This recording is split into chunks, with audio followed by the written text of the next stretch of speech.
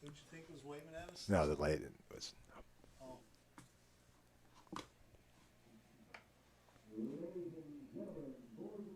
When this old world starts getting me down and people are just too much for me to face, I climb way up to the top of the stairs and all my cares just drift right into space. On the roof is peaceful as can be, and there the world below can bother me. Let me tell you now, when I come home feeling tired and weak, I go up where the air is fresh and sweet. On the roof, I get away.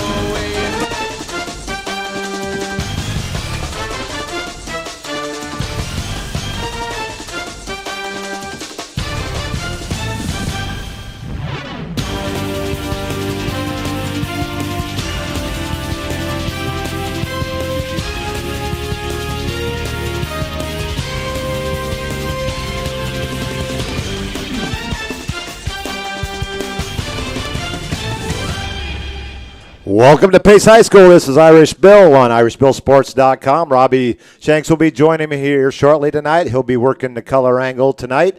And Buckeye Mike will be back on the camera for a encore here this evening at Pace High School. It's a beautiful night for football this October 15th night, 2021. It looks like it's senior night here at Pace High School as they're introducing the football players and being escorted out there by their families. This is a big matchup between Pace and Navarre, two Santa Rosa County foes here, meeting for the 20th time. Navarre with a 12-7 lead in the series. This one's even bigger because they are now back in the same districts. And Pace comes in at 1-1 in district, Navarre 1-0. So the winner of this ball game will have the second slot right behind Niceville, who's leading the district undefeated. They're currently 7-0 and 1-0.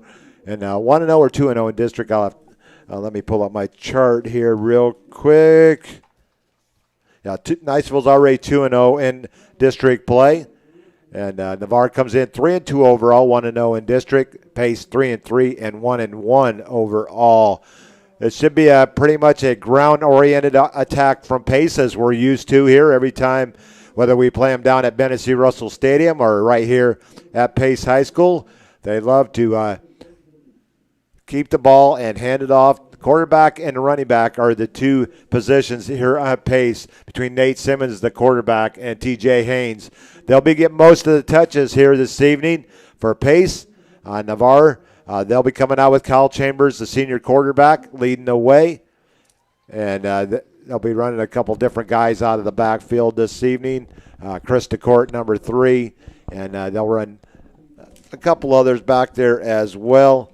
And should be an interesting night here at Pace High School. Looks like it is senior night as they're introducing all the seniors here at Pace High School. And I welcome to the broadcast Robbie Shanks. His first. How you doing, Robbie Irish Vance Bill? built my house, so that's why that came. So that's a strong name. That'd be a strong on-air name. I'll have to Robbie remember Vance? that one for the future. Yeah, he actually built my house back in '93. His parents still live in the neighborhood that we live in, but Robbie Shanks joining us on as a color analyst tonight. His first gig. Welcome. First time Welcome. doing a full game of filling color. in for Seminole Bob. Bob's Exactly. down at a he is part of the teachers union, so he's down at a meeting in Central Florida. So I'm sure he'll be watching tonight and checking in as well. You know, Bob, even though he's away, he's still got to follow the Raiders on irishbillsports.com. I'm sure he'll be listening in. Also, my own father listening in tonight down in Gainesville. So let's say hello to him as well. Hi, Pop. Hey, Pop. Thanks for tuning into this.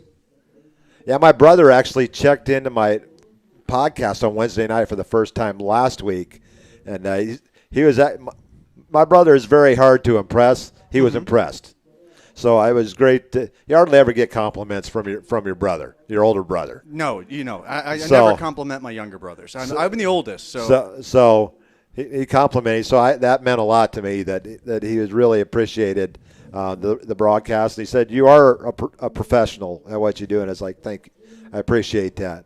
Well, but we could have told him that. I would have called him and let him know if he didn't know that was already the case. Yeah. But Navarre comes off a game where they struggled a little bit last week on offense. Only 169 yards of offense, 672 passing, and only 97 on the ground, mostly by Chambers. So they're going to need some more effort out of a couple other Raiders tonight instead of asking Kyle to do it all on his own. One of the lessons that I took from working with Coach Scott Preston, he always would remind me that a football game always comes down to 4 or 5 plays. You can always identify 4 or 5 plays that are the definitive difference makers in a game. And those plays don't necessarily have to be at the end of the fourth quarter. They can happen at any point during the game. And we kind of talked about this just before we came on to air. The difference maker for Mosley last week was that touchdown right before halftime, getting that pick six. Navarre was down by just 1 score at that point. That pick six put them down 2 scores, and then giving Mosley the ball after halftime gave them an opportunity to go up by 3 scores. And they did. And the game felt out of reach for Navarre at that point. Yeah, they stretched that lead out to 28-7, and at that point, Navarre wasn't moving the ball on offense and really struggling. I mean, Kyle Chambers started out great. He hit 7 of his first 10 passes. Then he was errant on his last 9 attempts. And did not complete a pass in the second half. And correct me if I'm wrong. I think, after that, you're right. After that first interception, that pick six, it kind of opened the floodgates on him a little bit. He didn't have his best night. Hopefully he'll be able to recover from that and have a better night tonight. The Pace Patriots, how much do we know about them? They're 3-3 on the season. There was one player that I wanted to bring up that kind of stood out to me, and that's their senior defensive back, Peyton Drummond. Was reading some things about him this week. He was the player of the week for Channel 3 last week. Also was named by their coach the 2020 Junior Scholar Athlete of the Year. This is a kid's got a 4.7 GPA, just got a 31. He's a real dummy, huh? He just got a 31 on his ACT. And get this, Irish Bill, he's playing defensive back. And guess what he calls himself as a nickname? What's that? You'll love this. The Great Communicator. Of course, an ode to old Ronnie Reagan. But I'm looking to see, can Peyton Drummond communicate with some of these Navarre receivers tonight? Most definitely. And you're going to see a lot of Nate Simmons at quarterback. He likes to keep the ball. He's a good-sized young man. And when he hands off the ball, it's more likely 99% of the time it's going to T.J. Haynes. And both the quarterback and the running back are over 800 yards on the season rushing. They don't throw the ball a lot, but usually when they do, it's pretty effective. Last year they had a young man by the name of Tyler Strain. He got a Division I offer. He's now up at Illinois, playing for Brett Bielema back there at Illinois in his home state. They're struggling a little bit this year up there in Illinois, so they can produce some talent at wide receiver, but they don't throw the ball a whole lot. No, and that may play into Navarre's hands because I do believe the strength of the Navarre Raider defense has been in the run game. So hopefully that will hold true tonight, and these Navarre Raiders can get back on some winning ways. I mean, on the season, Nate Simmons he's only thrown 46 passes in 6 games. So you average that out to about 7.5 passes a game, and he's 54%. So 400, just a little over 400 yards, 2 touchdowns, 1 interception. On the ground, T.J. Haynes leads the team, 124 carries, 858 yards.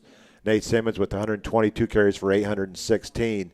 And Andre Hicks will spell Haynes often, 26 carries for 182 yards. So they're all average over 6.5 yards a carry, and anytime you can average over 6 yards a carry, it's a first down every 2 carries. Wow, that's effective running. That's effective running, and you obviously, it certainly starts with a great running back, but then the next place you look is you immediately have to give credit to what sounds like a strong offensive line.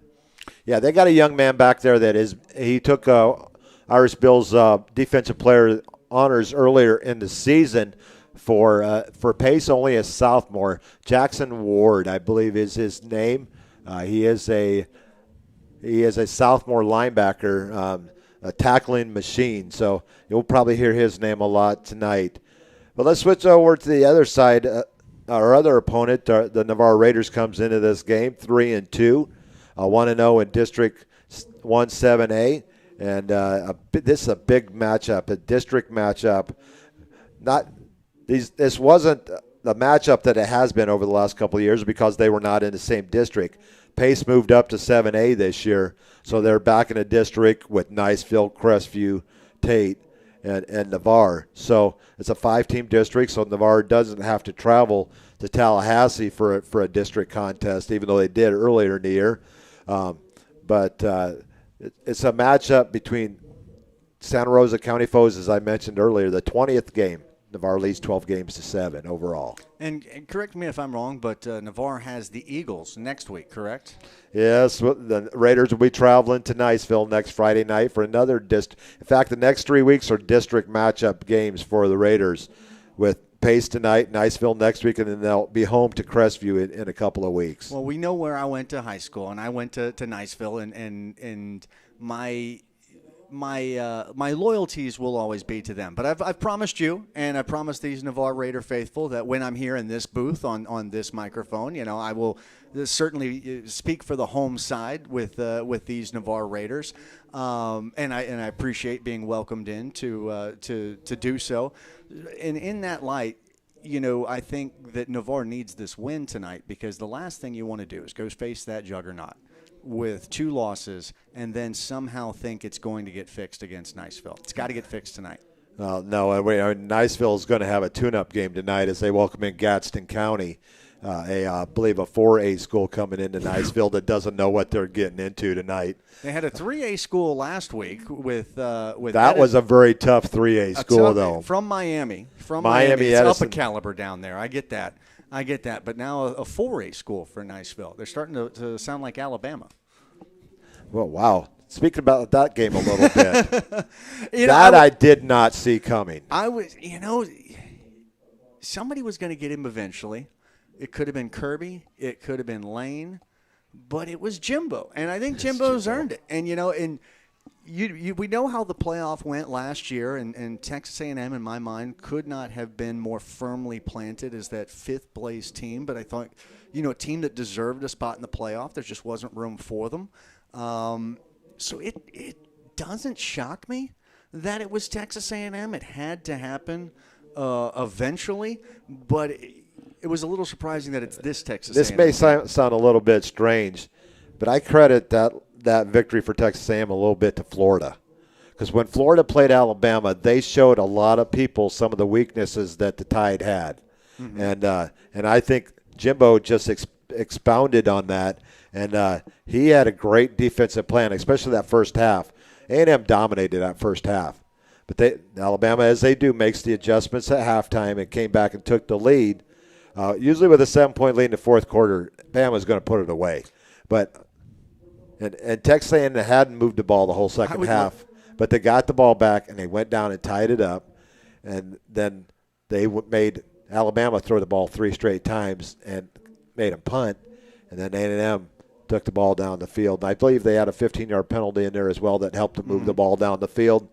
And then as our video went out on our drive back from Birmingham, and we turned it on about 15 minutes later to find out that Texas A&M had made the field goal and to win. You mentioned you hit that dead zone and you miss a couple. Well, between Andalusia and Baker, sure, that 29-mile stretch in between Baker. It always seems to come in the most critical part of a game. That part of the drive is where that comes. The Pace Patriots still, it looks like they're still continuing to honor their seniors. 19 seniors, as we counted earlier.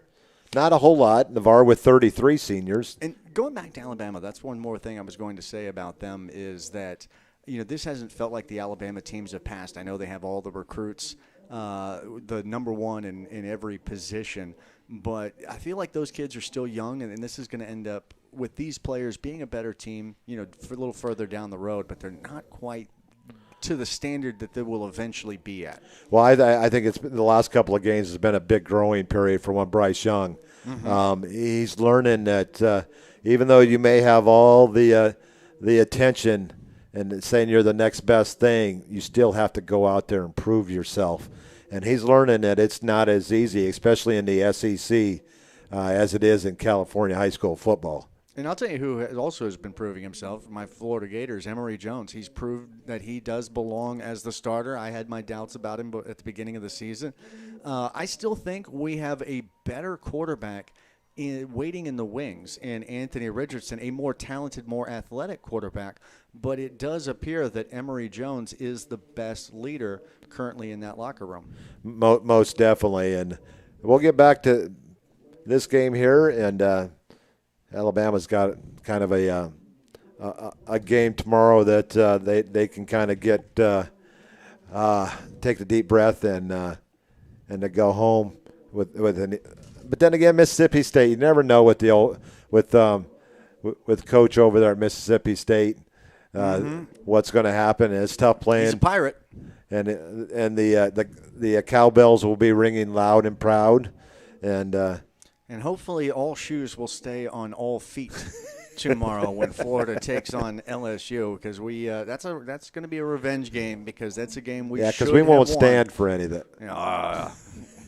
We should have had that game last year, and foolishness took it from us. And while we're going in to face a tough LSU team in Death Valley, I think the Gators don't let this one go. Well, we're going to take this time and welcome some of our fans that are checking in already tonight. Julie Prevette down in Navarre checking in tonight. We got Tim Keene. He always tries to get me to say that Alabama thing, but I never do. And Jerry Apple checking in. His son Elijah played for Navarre, and he's in the Air Force station at Barksdale Air Force Base. Ethan Folk checking in. Thanks, Ethan, for checking in this evening. And you can hit me up here on the text line as well, 850-549-8387. Please let me know who you are and where you're texting from so that I can give you a shout-out and let everybody know that you're where you're checking in from. How far is the drive from Navarre to Pace? Because the Mad 36 miles. The Mad War faithful has shown up tonight. As I was coming in, kind of just counting shirts, I would say there was about two for every five are in Mad War, Navarre Raider jerseys and such. Seeing some junior Raiders walking amongst the crowd. Most definitely, and like I said, this is a 20th matchup between these two teams from Santa Rosa County. Navarre was kind of outnumbered early on in this series. Their first two trips to the playoffs in 2006 and 2007, they lost pretty easily to Pace in the first round of the state playoffs when they were then coached. I don't have my by Coach Lindsay, correct? No, Coach Lindsay was the head coach at Pace, and what a great. You're talking about the Navarre coach. Navarre coaches. Larry Olson was the head coach back there. He took the Raiders to their first two state playoffs in 06 and 07. They lost 26-7 in 2007, and then they lost in 2007 up here 55-13. Navarre had some good players back then. Austin Grimm at quarterback. They had a wide receiver, Chris Weaver, that was about 5'6", but one of the best runner of routes that I've seen at Navarre High School. Chris Weaver, school record 13 receptions in one game, all of 5'6", but I tell you, he could run some routes, and they had a really good linebacker at the time by the name of Joey Torres. Joey went on and did track and field at South Alabama, throwing the discus and the shot put. And now I know you. I love it when you have games like that have little pieces of history. Whether it's the most rushes in a game, most rushing yards, you start to approach those records like we saw the Baker quarterback or running back set the record for most rushing yards in the state of Florida. I love games like that. Now, Irish Bill, let me ask you as a broadcaster. I'm going to bring up something here. You probably know that I already have this. Oh, you have Navarre football records. But let me ask you this. This is my question to you.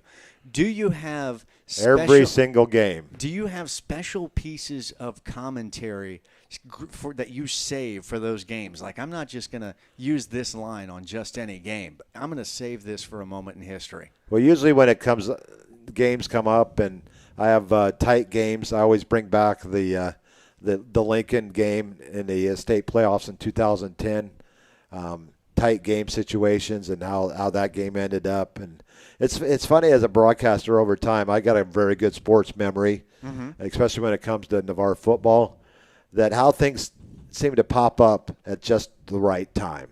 When you've been doing this as long as you have, you tend to relate situations to situations you've seen in the past, and you do a great job at describing those and comparing those situations, and that's what makes for an entertaining broadcast. Is sharing those stories. As the pace color guard is taking the field as we get ready for. We don't have our field mic as we set up. We noticed after we set up that the camera should have been on the opposite side for the window to open. So we weren't going to take down all the equipment, and so it's still a great picture through the window here, and Mike will do an awesome job as he always does. We've got him a bottle of Windex for halftime. Yeah, but we got a great game coming up here tonight. Senior night here at Pace High School, and let's go out and hear words from our advertisers. So without them, we wouldn't be here doing what we're doing, providing Navarre Raider football on IrishBillSports.com. Craig Culver of Culver's. Before farm to table, before field to fork, there was just good, wholesome food. Grown by America's farm families, prepared fresh at Culver's, and always served with a smile. We still cook every Butterburger to order using fresh 100% Midwest beef and craft our frozen custard right in the restaurant using family farm fresh dairy. So thank you, farmers. Welcome to Delicious.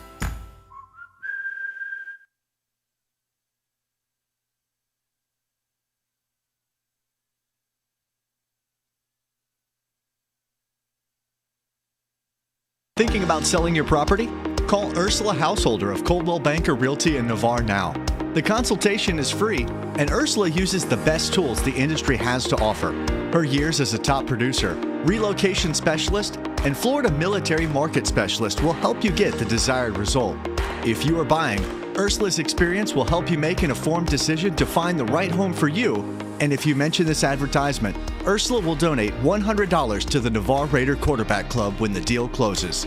To find out if you qualify for any of the military rewards, call or text 850-642-5711 or email ursula.householder@cbrealty.com or go to urhouseholderhomes.com. That's urhouseholderhomes.com. Go Raiders! University Lending Group, located in Harvest Village, is Navarre's local mortgage lender. If buying, selling, or building a dream home is in your future, you need to contact University Lending Group. Jennifer Gomes and Stacy Wright are the loan specialists who have the experience to take you step by step to make your buying, building, or selling experience smooth. See University at 752 Navarre Parkway, Suite 56, or call 850-396-0322. If you want to move better, feel better, and live better pain-free, Dr. Paul Britt at Integrative Chiropractic Solutions is the only certified sports chiropractor for Gulf Breeze and Navarre. He can address your sports injuries quickly and effectively, and after only 4 visits on average with a 96% resolution rate. So give Integrative Chiropractic Solutions a call today at 850-916-9304 or book online at drpaulbritt.com. That's 850-916-9304 or online at drpaulbritt.com. They want to fix you swiftly to get you back in the game. A strong work ethic takes pride in a job well done. This is the kind of person you need. Express Employment Professionals can help because we understand what it takes to hire the right person. It takes real people, real interviews. We find good people, matching the right skills with the right jobs from the production floor to the front office. Express knows jobs. Get to know Express. Go to expresspros.com to find a location near you. Great teams have great support. The Navarre Raiders have one of the best support organizations, the Navarre Raiders Quarterback Club. All the members see to it that the Raiders have all available necessities to keep the Raiders on track.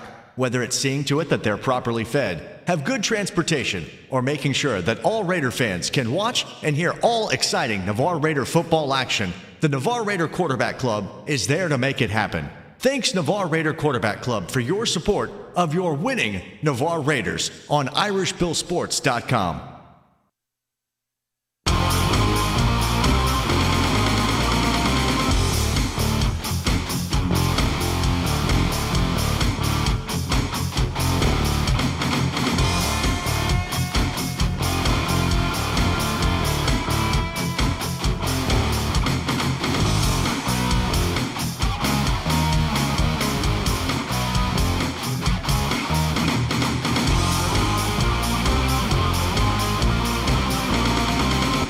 Welcome back to Pace High School. The ROTC is getting ready to take the field for our national anthem as we are about 2.5 minutes away from kickoff here at Pace High School. This is Irish Bill with Robbie Shanks. We'll go Gator Robbie tonight.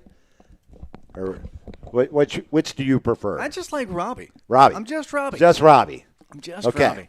Because the next question always becomes, did you go to school there? And I went to school in Gainesville.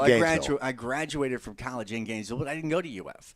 I was in Gainesville for 12 years as a radio broadcaster. So I voiced a lot of Gator things, but never so much was an officially a Gator. So we'll go with Robbie then. We got the national anthem going right now, so we're going to be quiet here for a second.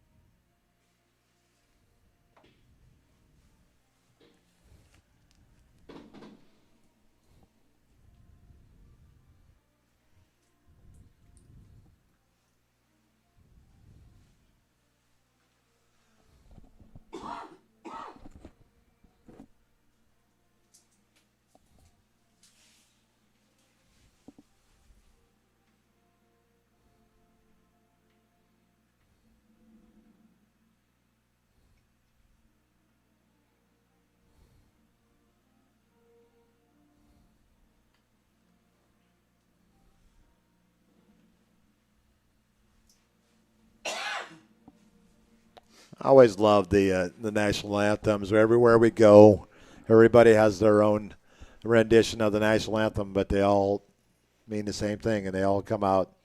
And awesome it sets up the whole mood of the Friday Night Lights here in high school football in the state of Florida.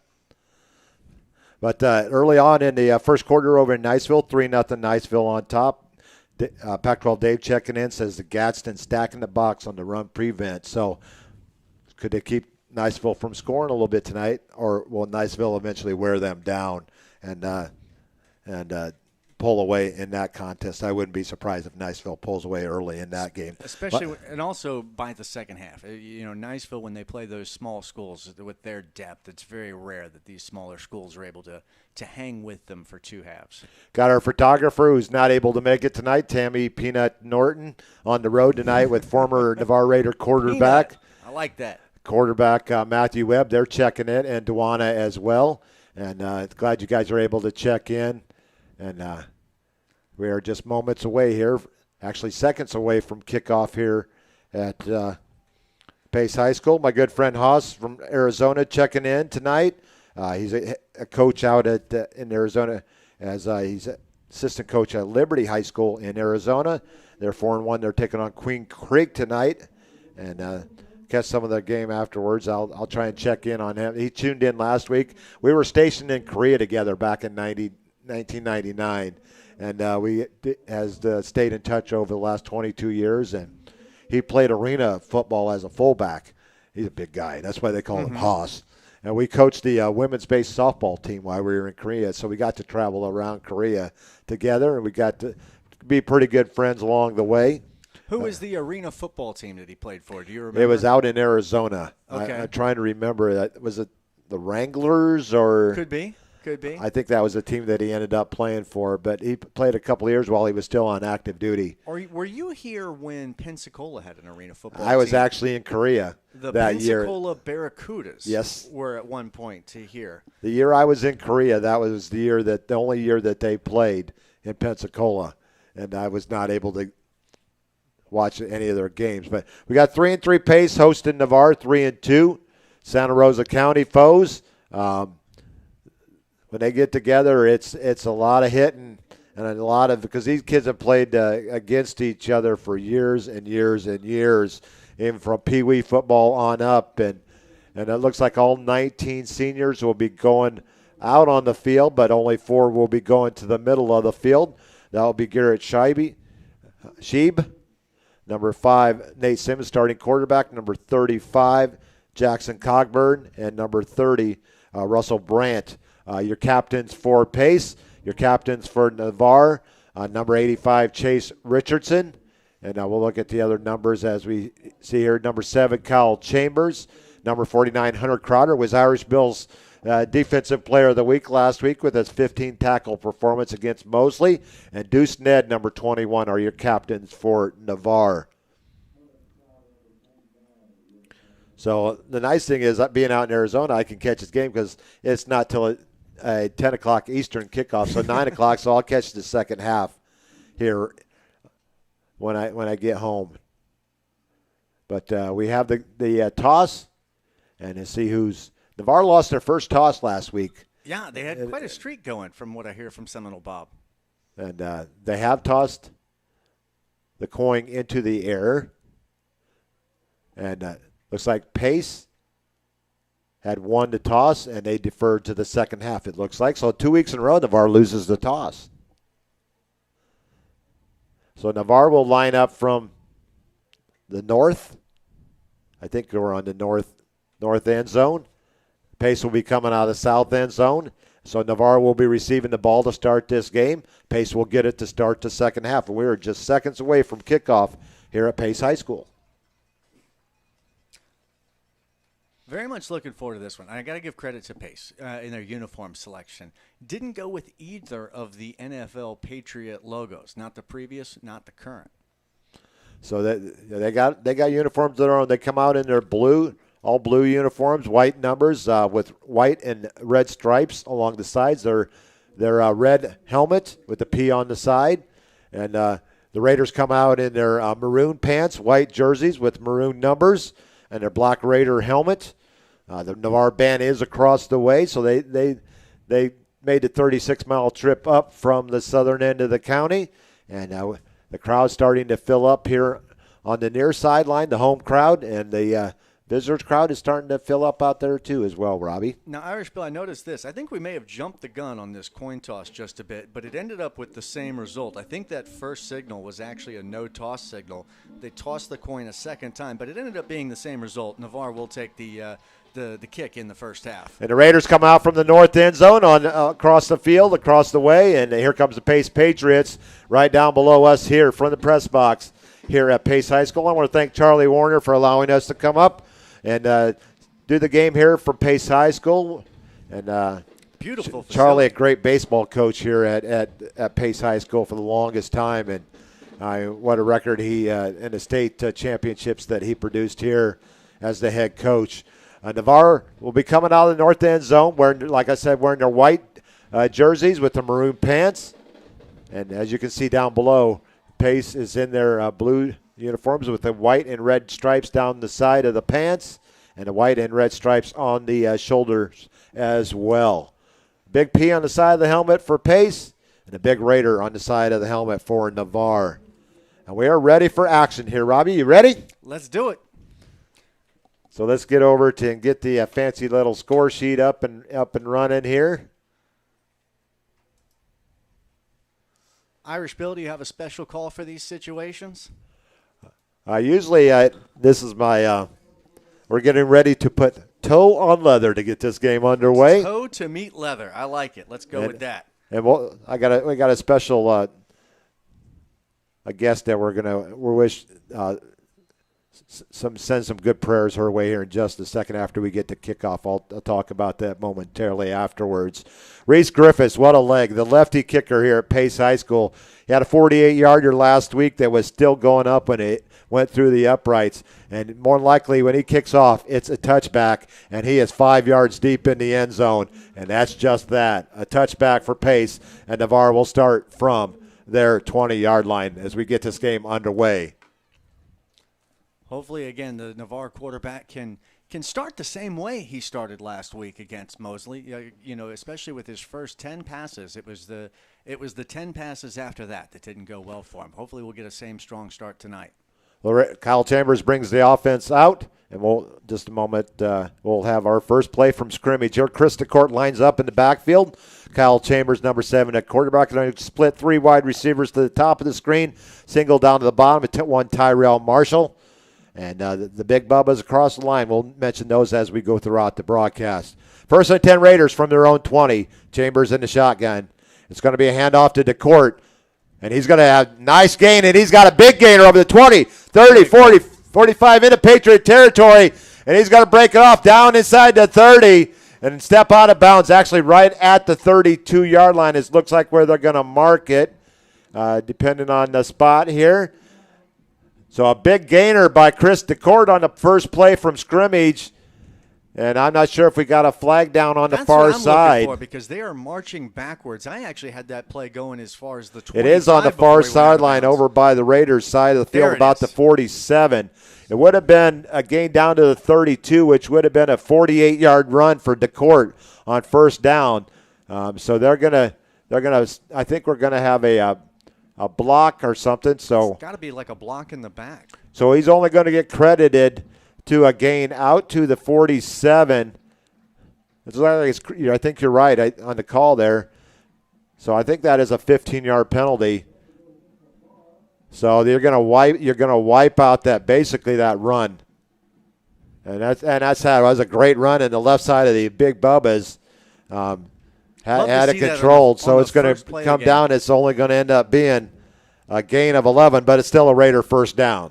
And you can imagine that's going to be in the memory of some of these Pace defenders. So it's going to be out to the 46. So you give them a gain of 26, then back them up 15 on the penalty. First and 10, Navarre from their own 31. They were just underway. First play from scrimmage, big run there by DeCourt. Loading up on the left-hand side, Pace defense is. Richardson goes in motion from left to right. Chambers back to pass. He's got a receiver, Chase Richardson, down the sideline, and he just overthrows him by a yard or two, and it falls incomplete. It'll bring up second and 10. He was 2 steps ahead of his defender, and if he had been 1 step closer to the ball, that was a touchdown. They'll bring up second and 10 for the Raiders from their own 31-yard line. Flag flying into the air here before the play starts. And I'm not sure if that is coming from the Navarre sideline. It looks like it over there. We may have that could be a get-back flag. Possibly, and that might be our first warning of the night for Navarre with their coaching staff here. Coach Walls doesn't seem very happy over there. And he was a few steps onto the field, but usually not far enough for an official to take notice. But they are going to back him up, so it's going to be unsportsmanlike against the Navarre bench. So they're going to back him up 15 yards.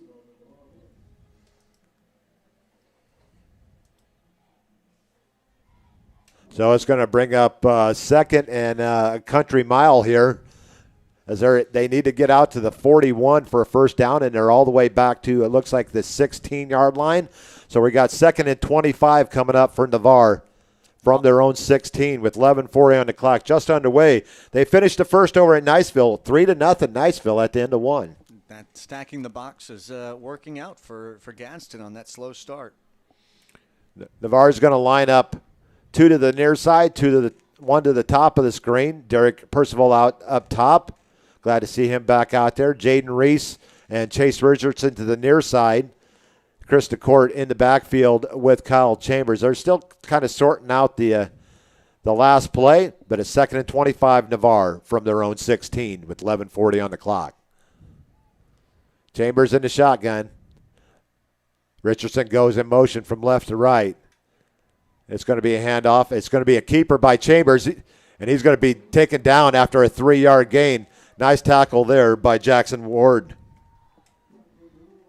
It's going to be a gain of 3 out to the 19. Actually going to spot it at the 20, give him 4. It'll bring up 3rd and 21. His ability to execute a fake is really good, is really strong. He's really improved as the season's gone on, Robbie. They got a 3rd and 21 coming up, so I'm sure this is going into a passing down. They're going to send a quick hitter to Percival down the right sideline.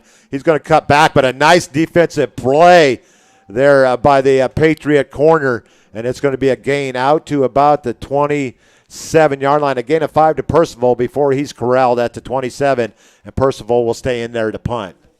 It's a bit disappointing, especially with that first play, what should have been a breakaway gain. A couple of very damaging penalties kind of created an unmanageable situation. I do love the play call on that screen pass on that 3rd and 21, though. Yeah, two 15-yard penalties will kind of do that to you, Robbie. Good snap. Punt is away. One of the better kicks of the season. Yes, that's going to take a Raider bounce and go inside the 20-yard line. A beautiful punt by Derek Percival, and it's going to be downed at the 17-yard line. Wow. He got better than 50 yards out of that, I believe. They were at the 27, so 23 to the 50 and down to the 17, so another 33. So you are looking at a 56-yard punt, and most of that was in the air. Yes, it was, and especially it sailed 10 yards over the head of the returner, and then took a bounce that you thought was going to go out of bounds, ends up staying in bounds, and they get the benefit of that extra roll as well. All the way down to the 17-yard line. A beautiful spiral kick by Derek Percival. And 1st and 10 for the Patriots in their first possession of the ball game. It's going to be a low snap. Nate Simmons is going to take it and run with it. He's going to get back to the line of scrimmage. Maybe, right back to the line of scrimmage, 2nd and 10. So I want to say, before we move on, I want to say go Raiders from one of our parents, Daphne Moon, has been diagnosed with stage 4, and luckily we heard today that it is treatable, but she's at home watching tonight, and we want to send our heartfelt prayers out to her and her family, and her son Jaden, number 40 for the Raiders, a senior. Her other son Jordan graduated from Navarre last year, was a state champion weightlifter last year for the Raiders, and we want to send our prayers and best wishes for a speedy recovery for Daphne Moon. Absolutely. So they went to the jet sweep with the wide receiver right there, number 3, and for no gain, and it's going to bring up 3rd and 10, and a nice catch across the middle as he found his tight end out there. And, of course, they always have one number out there that's not on their roster. 85 missing from our program, so the mystery man. So it's going to be a gain out to the 35-yard line. It's a gain of 18 on Simmons' first pass of the game, and a Patriot first down out to the 35 of their own. 1st and 10 pace from their 35. It's going to be Simmons on the keeper. He's got a big gainer. And another pace Patriot first down out to the 46. Give him 11 yards and move to chains.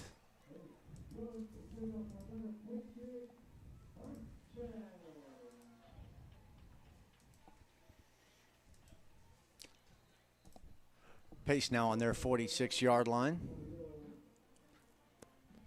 So 2 plays. The Raiders had them 3rd and 10, and they hit the crossing pattern. They're a wide receiver. Closest number I have to him is junior. Let's go with junior 80s. Let's call him 86. Well, I also see their 81 is a tight end, Remington Rawls, and I don't see an 81 on the sidelines here. That was Derek Martin, the running back, checking into the game, and yet another flag early on. Very active officiating crew tonight. Haynes is going to get the carry, his first of the game, actually his second. This is in a holding area, about a yard behind the play. Let's see if that's we may have a face masking penalty here as well. Oh, this is against the Raiders. They're going to mark off 5. They're going to mark off 10. He's They're still going to going. mark off 15. That's Navarre's 3rd 15-yard penalty already in this contest. Not a very auspicious start for the Raiders here. Only 3.5 minutes in. And that will give Pace another first down on the penalty. First and 10. Simmons is going to keep it. He jukes one Raider. He's going to get about 7 yards on the play, down inside the 30, down to the 29.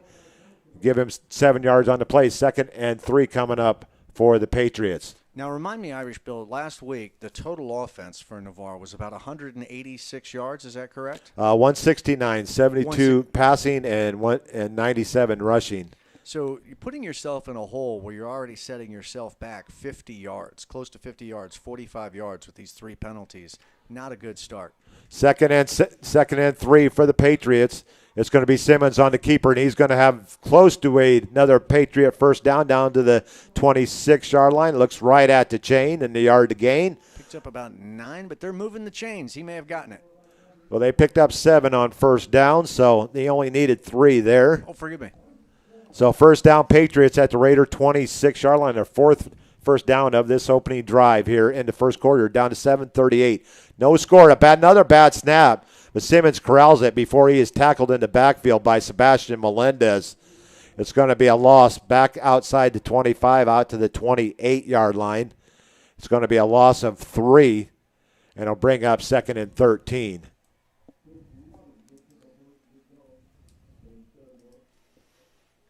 First sack of the night for Navarre, a 3-yard loss. For Sebastian Melendez, 2nd and 13. 2 backs in the backfield with Nate Simmons. The wide receiver goes in motion. Simmons back to pass. He's got a receiver wide open Haynes at the 3, and he's going to go in from 28 yards out. He finds his running back who lined up, and nobody picked him up over here on the near side, and it's a 28-yard touchdown, 29-yard touchdown pass to T.J. Haynes. Interesting play. 2 guys in the backfield, and then a 3rd running back lined up as a wide receiver or a slot receiver. And he finds Haynes wide open here on the near sideline. No Raider within 5-10 yards of him, and he takes it in from 29 yards out. Haynes' first touchdown receiving on the season. Reese Griffith in for the extra point. It's up, and it's good. Pace out on top, 7-0 here in the first quarter.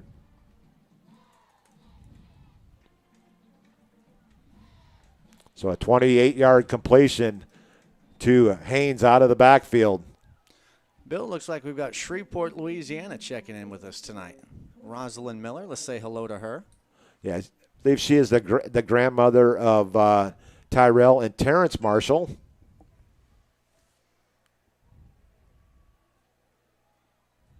So Pace takes advantage of the 3rd down conversion down at their own 17, and they convert on 3rd and 10.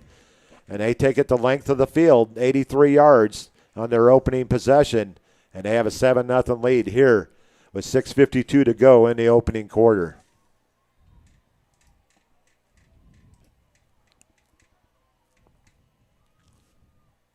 Pace, like I said early on in the pregame, they will not throw the ball a lot, but when they usually do, it's usually pretty darn successful.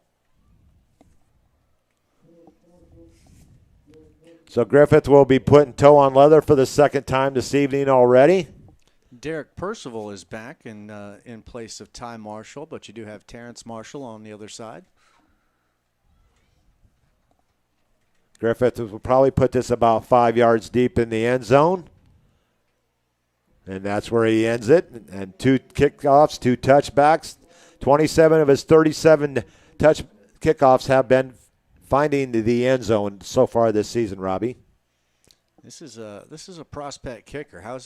What do we know about his accuracy, Bill? 5 of 7 on the season. It's not bad. Not bad at all. 22 of 24 on extra points.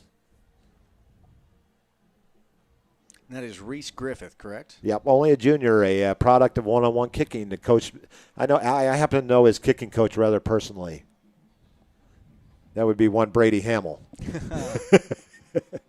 He's been showing him about a thing or two, apparently. Yeah, well, Reese has got a lot of talent on his own. That's going to be a handoff to DeCourt on first down. Looks like he's going to gain about 3. He'll bring up 2nd and 7 for Navarre. As they trail 7-0 here halfway through the first quarter. Chambers in the shotgun. Richardson goes in motion, stops. It's going to be handoff to the court once again. He's got another big hole. He's out into the Pace secondary, out to about the 48-yard line. It's going to be a gain of 25 for DeCourt and a Raider first down. And this time the officials are keeping the laundry in their pockets. So this one's going to stand. The ball right at the 50-yard line. So actually give him 27 on the carry since they moved it out to the midfield stripe. So Raiders will have first down at midfield as we head to the water break. We'll take a little break with them. With 6:14 to go in the opening quarter, 7-0 Pace. We'll be right back. Craig Culver of Culver's. Before farm to table, before field to fork, there was just good, wholesome food. Grown by America's farm families, prepared fresh at Culver's, and always served with a smile. We still cook every Butterburger to order using fresh 100% Midwest beef and craft our frozen custard right in the restaurant using family farm fresh dairy. So thank you, farmers. Welcome to Delicious.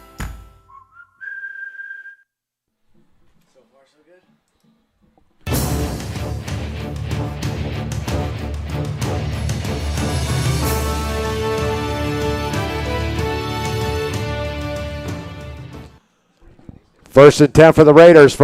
Actually, they moved the ball back to the 48, so it will be a 25-yard gain for DeCourt. It's going to be Chambers on the keeper. He's going to get back to the line of scrimmage, maybe give him 2 yards on the carry. 2nd and 8 coming up for Navarre.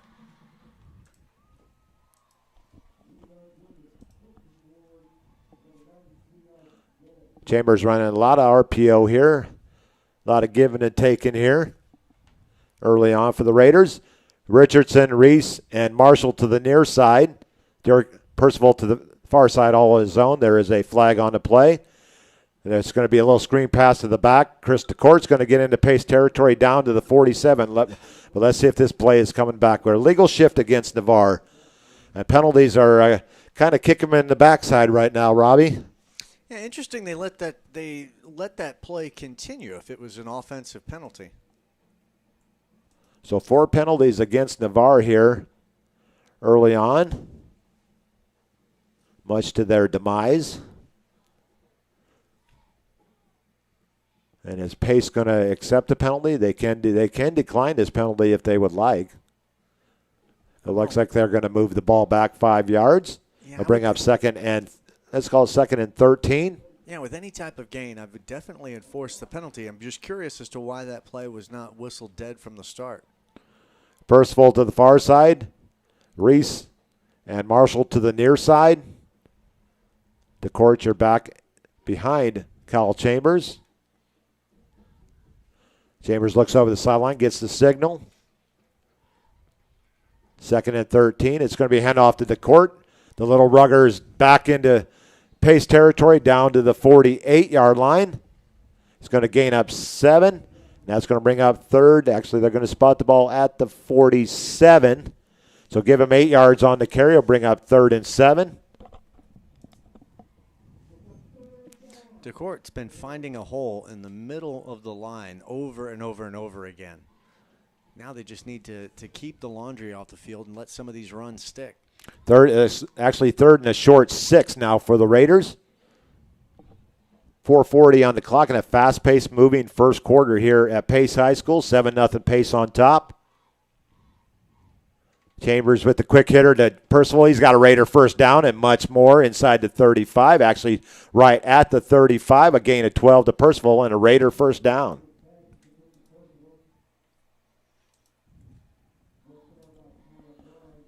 Both catches have gone to Percival so far.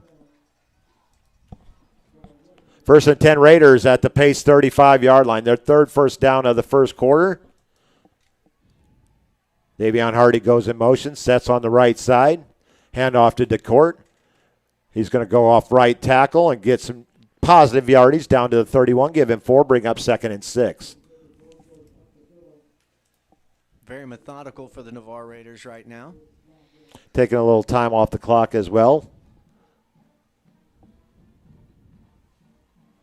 So the Raiders will have a 2nd and 6 here at the Pace 31-yard line. Terrence Marshall to the near side along with Jaden Reese.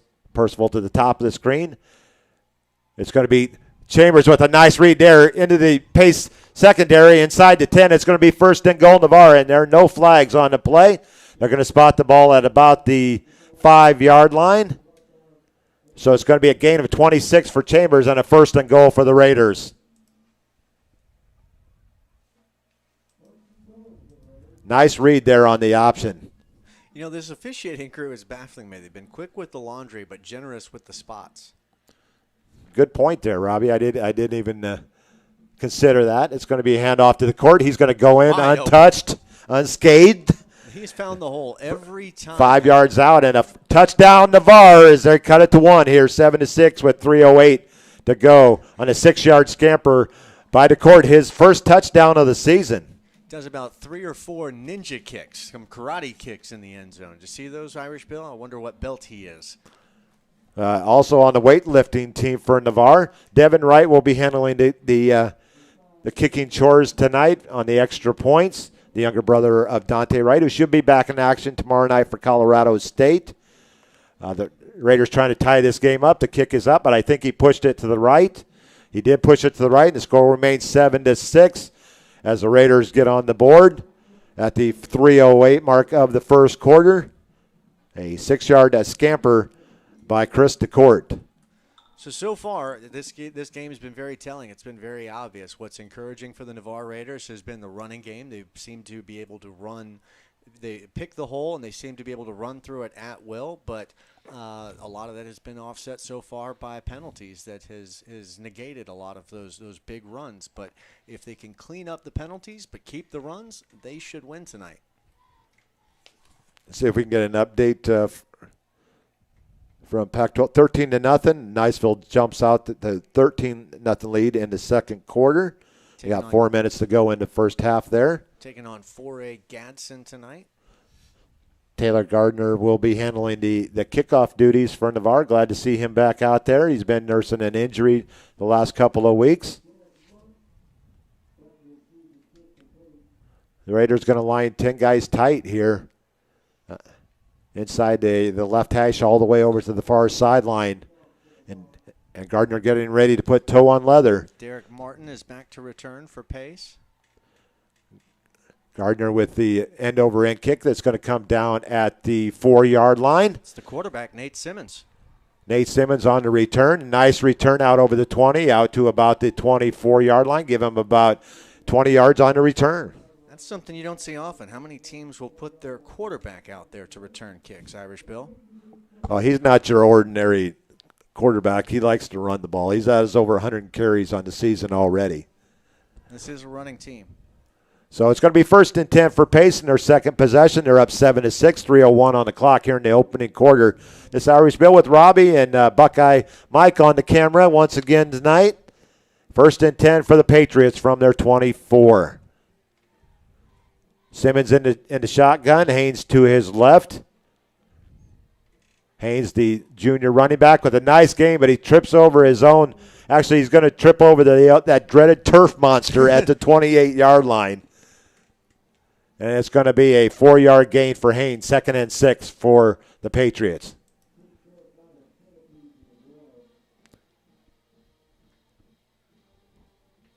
Another bad snap. Simmons corrals it, and he's going to be met right there at the 30-yard line by a host of Raiders. Devin Wright is going to hog tie him and take him down at the 30-yard line. That's actually Christian Caballero, but not before he gets a 3-yard gain out to the 31 and bring up a 3rd and a short 4. Navarre Raiders defensive line making this some very hard-nosed running right now. Yeah, your front line right now, Nick Ducati, Leveron McKinney, Lemmy Wilson out there right now for the Raiders. 3rd and a short 4 for the Patriots from their 31. This is a big back. I like that, TJ. He play a fullback. Another bad snap, but Simmons is going to corral it, and he's going to go down. Nice effort there by Simmons, but another bad snap, and he's going to lose yards back to the 29. It'll bring up 4th and 6. He was scrambling around, but just had nowhere to go. Loses about 3 yards. And unfortunately, they were on the short side of the field, so there was nowhere to come here on the near sideline. Like a boxer in the corner of the ring. Thank Rosalind Miller. Thanks for checking in once again this evening. And Reese Griffith back to punt for the first time. He has an excellent punting leg, actually a better punter. And this is a beautiful spiral. Not quite the distance, but he does get a great roll and into Raider territory down to the 23-yard line. So a 48-yard punt for Griffith. And the Raiders going to take over with a chance to take the lead with 1:04 to go in the opening quarter with 7-6 Patriots on top. See if we can hit the scoreboard here real quick before we come back to play. I want to thank my good friend Joshua Wilson from FloridaHighSchoolFootball.com for all that he does, corralling all of the scores around the state. But we mainly want panhandle scores right now. 1st and 10, Navarre from their own 23. Was that a 91-0 game? I'd have to look at that.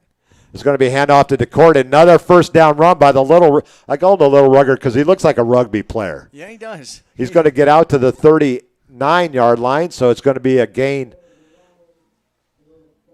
I call guys like that plucky. Delacourt's definitely plucky. It was down to the 23, so they're out to the 39-yard line. So give him 16 yards and another Raider first down. Good first quarter for Chris DeCourt. 7 carries at 88 yards already and a touchdown.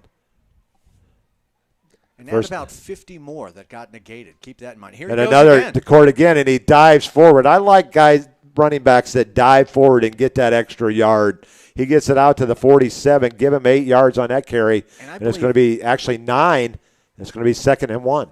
I believe he got bit by the turf monster himself again at about the 8-yard line. Are we sure his shoes fit? Well, he's all muscle. I mean, all 5'6" of him, all muscle. And you can't really grab him because there's nothing to grab. He's so short, he can hide behind that offensive line. I haven't been wanting to say that because I didn't want to. Chambers back to pass. He's got a receiver downfield, and he's got Derek Percival inside the 25, and a catch inside the goal. First and goal at the Raider 5 on the last play of scrimmage here in the in the first quarter. They go from the 48 down to the 5. Huge play. So it's going to be a gain of 2 and down to the 47-yard pass play to Percival. The Raiders will have a first to go when we start the second quarter. What a big pass play. And Percival ran under the beautiful pass from Kyle Chambers. A gain of 47 yards. And the Raiders will have first and goal. Biggest play of the night so far for the Raiders. Percival got a step on a defender, and Chambers just dropped that one right in there. Yes, and that has been so far in the first quarter. That has happened a couple of times. We've seen Percival; he can clearly beat that defender. It's up to our quarterback here, up to be able to get that accurately to him. And Navarre with 193 yards in the first quarter, with only 6 points on the board, and they're definitely getting done on through the air and on the ground right now. You got DeCourt with 97 yards in the first quarter. That was a big 47-yard pass play. And now it's first and goal for the Raiders at the pace 5-yard line as we start the second quarter. And before they punch this in, I want to finish what I was saying about DeCourt because I like the positivity, though, once they punch it in. Yeah. I like that. Well, what I want to say is I didn't want to think I was making light of DeCourt's height, of his stature. It's really an advantage because he can. It's going to be Chambers on the keeper. I was looking at DeCourt, and Chambers goes off right tackle in for the 5-yard run, and the Raider lead as they jump up on top here in the first play from scrimmage in the second quarter, 12-7. DeCourt's stature, though, can be an advantage because you can hide him behind that offensive line. So I don't say this as a negative thing. 11:54 mark. The Raiders back on the board here in the second quarter. It looks like they are going to be keeping the offense on the field to go for 2 to try to make up for the point that they lost on the missed extra point. And now, across the league, I don't think there's been a high success rate on these 2-point conversions, but let's see. Richardson goes in motion from left to right. It's going to be a handoff to DeCourt. Chambers going to roll out, and he's got a wide open tight end in the end zone, and it's the 2-point conversion is successful, Now it looks like that went to Chase Richardson. I'm trying to look at the number here as he comes off the sideline. And the two-point conversion is successful.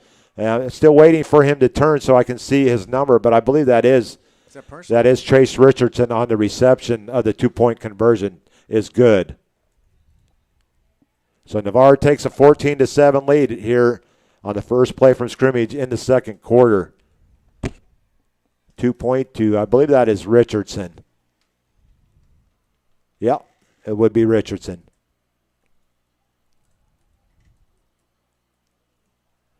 So Navarre gets back on track with a 14-7 lead here.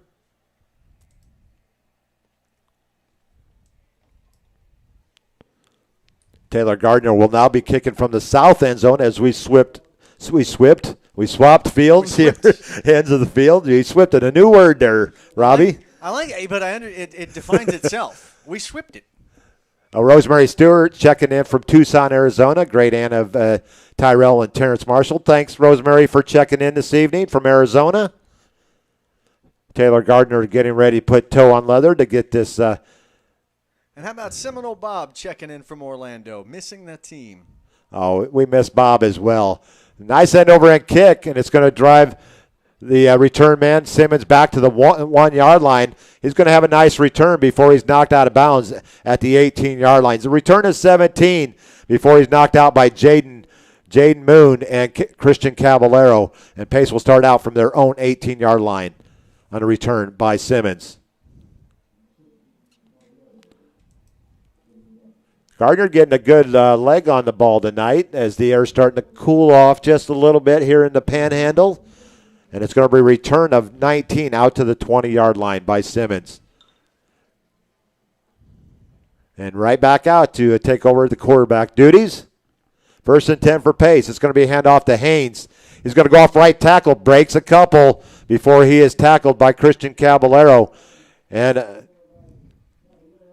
Marvin Sactalin on the assist there. But it's not before Haynes gets a gain of, let's call it 8. Second and 2 for the Patriots. 11:25 on the clock here in the second quarter. 14-7 Navarre. Going to have second and 2 coming up. We got a flag on the play. It's like a false start on Pace. Their first penalty of the game. Kind of stops their momentum a little bit, Robbie. Little false start. I like the reaction of the Pace quarterback. As soon as he saw his team jump, he kind of knew it before the flag came out, and unfortunately, I think he reacted to it before the flag came out. That may have caused the flag. So it makes it from second and 2 to second and 7 now for the Patriots, and they're going to have another. Their left side of their line moved right there, so it's going to be second and 12 coming up. The Pace quarterback is trying to argue that the Navarre defensive line caused his offensive lineman to move, but I don't believe that's the case. But he's not the great communicator. No. He's on defense. He's on defense. Playing center field tonight, it looks like, playing the safety position. Looks like they are going to mark off 5 more against Pace. So it'll be second and 12 for the Patriots. Back inside their own 20, back to the 18-yard line. On back-to-back false start penalties and illegal procedure. Second and 12, Simmons in the shotgun, Haynes to his left. Receiver goes in motion, and the left guard moves again. This one may go against Navarre. So are we going to give it back? The side judge is going to have a talk with the white hat here and see if they're going to move it back 5 or they're going to be offsides. Procedure against Pace once again on 3 successive snaps. So moving back another 5 yards. We'll bring up second and 17. After a nice run by Haynes on first down to gain 8. 3 straight penalties against Pace, and it brings up a second and 17 from their own 13-yard line.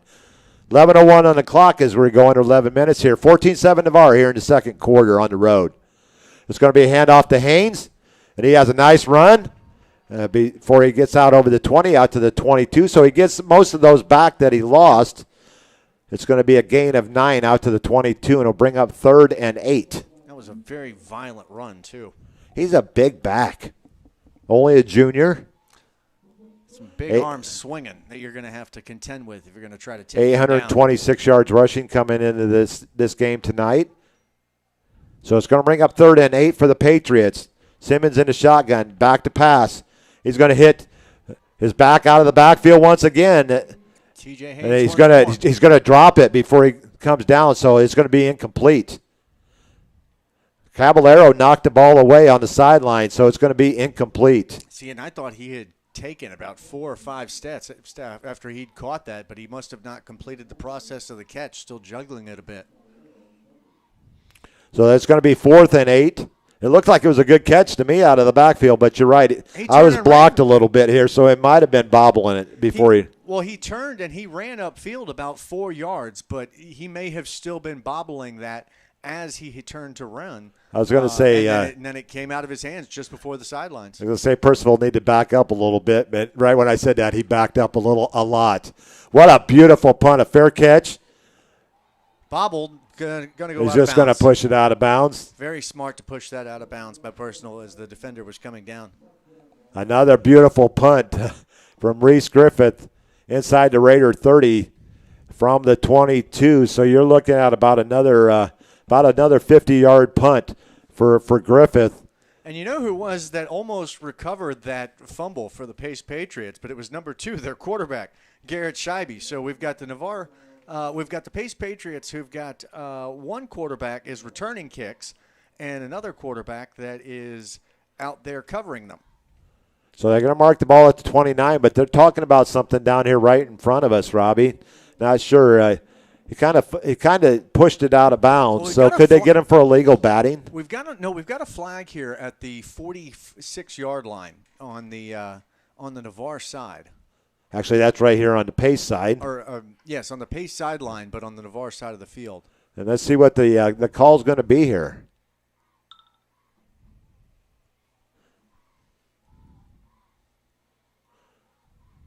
Are they moving it forward or are they moving it backwards? At that time, I want to thank James and Emily Thomas checking in from Wyoming once again, the grandparents of Kyle Chambers. Thanks for checking in again. 20 to zip Niceville. Looks like they're getting close to the halftime. Whatever the result of this is going to be, it looks like the Raiders are going to have the ball. And now they're at the 29, but now they're marking off 5, 10, 15 out over the 40. Going 15 yards. This is in Navarre's favor, so this is going to be against Pace. We don't know what the call is yet. Could have a sideline penalty here on the coaching staff. You know, because I saw the official, as he was talking to the coach, pull his flag out of his pocket as if he was about to throw it on him again, looking for that one more thing. But the head coach for Pace, Kent Smith, wisely chose that moment to choose valor another day. 1st and 10 for the Raiders from their 44. 10:05 on the clock and a 14-7 lead. It's going to be Chambers on the keeper. That one he probably should have pitched. He gets back to the line of scrimmage for no gain. Yeah, it was pretty well bottled up by Pace. You weren't going to get a lot out of that play, but maybe could have gotten a yard or two more with a pitch. But then again, sometimes it's not worth the risk. Things can go wrong. You get a fumble there. Sometimes better to just go down. Former Raider Navarre alum Johnny Robinson checking in. Thanks, Johnny. 2nd and 10 for the Raiders from their 44. 9:34 on the clock here in the second quarter. 14-7 Navarre.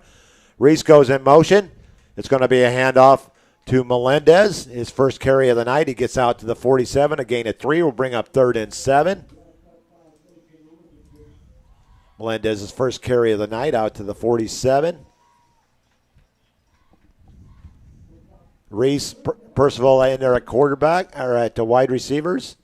Davian Hardy, tight end, H-back.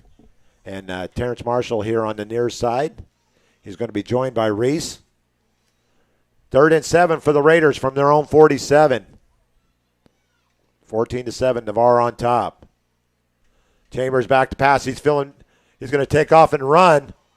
She had Melendez open for a few yards. And he almost gets picked on a nice play, but he underthrows his intended receiver on the far sideline, Hardy, and it's going to fall incomplete, and it'll bring up 4th and 7. I think the right choice there would have been hit Melendez in the slot at about 5 yards. I think that was wide open. So we'll see Percival come out to punt for the second time after he had a beautiful first punt of 56 yards. Let's get another one of those. Well, He may not have room for one of those. he's only got room for a 53 because they're at the 47. So let's see where he puts this one. 14-7 Navarre with 8:41 on the clock here in the second quarter. Good snap back. Percival with a nice end over end. Not as good as the other one, but he could get – it's going to hit a Raider right at the 20-yard line. And that's where it's going to stay. One of those golf shots that just puts a little divot in the So ground. a 33-yard punt. If it's at the 20, does he get a credit for inside the 20? Yeah, I think where are we at here? The 18? Right at the 20. Right at the 20? Yeah, I give him credit for that. We'll go ahead and give him credit for that. Because, again, I'm going with, they've been quick with the laundry, but they've been giving some generous spots to these offenses. I saw that ball get recovered at the 18. I don't know about you. I saw it put a divot in the ground and stopped on the 18-yard line. First and 10 for the Patriots from their 20. Yet somehow we're spotted on Great the 20. defensive pressure. Now I think the ball looked like the ball was on the ground. But no, he holds on to it. And Devin Wright with the tackle as the ball gets out to the 22. A 2-yard gain for Haynes will bring up 2nd and 8. Hunter Crowder in there as well. 2nd and 8. Simmons in the shotgun. It's going to be handoff off right tackle and a nice run open right there by Andre Hicks. He's going to get out over the 35-yard line, out to about the 38. A gain of 16 for Hicks and a Patriot first down.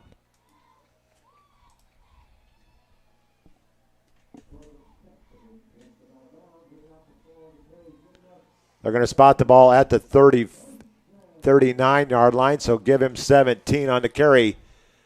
And Patriots first down from their 39-yard line. It's going to be handoff to Haynes, and he's out near another first down out to the 49-yard line. It's going to be moving to chains once again. First downs on 2 consecutive plays for the Patriots, and they are sniffing the midfield stripe right now at their own 49. I'm very impressed right now with the Navarre secondary. They're not backing down from this bruising running back who literally outweighs every single member individually of Navarre's secondary. It's going to be Simmons on the keeper and a nice big tackle as Crowder, actually Percival comes in and submarines Simmons to knock him down at the 45. A gain of 6. 2nd and 4 for the Patriots at the Raider 45 with 7:13 on the clock and a 14-7 Navarre lead. Christine Russell checking in, says, let's go Logan and Terrence. Let's call it 2nd and 4 for the Patriots at the Raider 45. It's going to be handoff to Haynes. He's bottled up off right tackle. He's going to gain 1, bring up 3rd and 3 after he's tackled by a host of Raiders led by Devin Wright and Christian Caballero.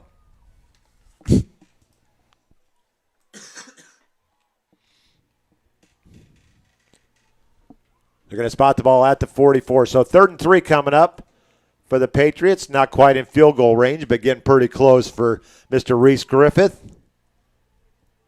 I'd like to see his leg in action today. There's a flag. I think we're going to have movement. And number 71, so I think it was me. He stayed down on the ground. And they're going to move him back 5 yards. So this is now going to make a 3rd and 3, a 3rd and 8. I've always been a fan of the hand raise and admitting fault. The only thing I like better is when they do the push-ups. So 5 penalties for pace here in the second quarter. Navarre had 4 in the first quarter. So that's where we stand right now. 3rd and 8 for the Patriots from the Raider 49. Simmons back to pass. He's feeling pressure. He's going to roll out to his right. Being chased. He's going to be chased out of bounds short of the first down at the 45. So it's going to bring up a 4th and 4 after the 4-yard gain by Simmons. Caballero pushes him out. He actually urged him to go out. I'm not seeing the offense come off the field. And we're kind of in that range right now field position. Doesn't hurt you either way if you don't make this. So Hicks back in as he replaces Scheibe. Or Scheibe, Scheibe. You pick it. So 4th and 3. They're going to draw the Raiders off sides here, possibly. The Raiders aren't moving. And they're going to call timeout. So we may see Mr. Griffith coming in here to try to pin the Raiders deep. Yeah, I don't think this is field goal range yet, but this is short punt range. They may just keep the offense on the field. Take the shot at it to try to call them offside.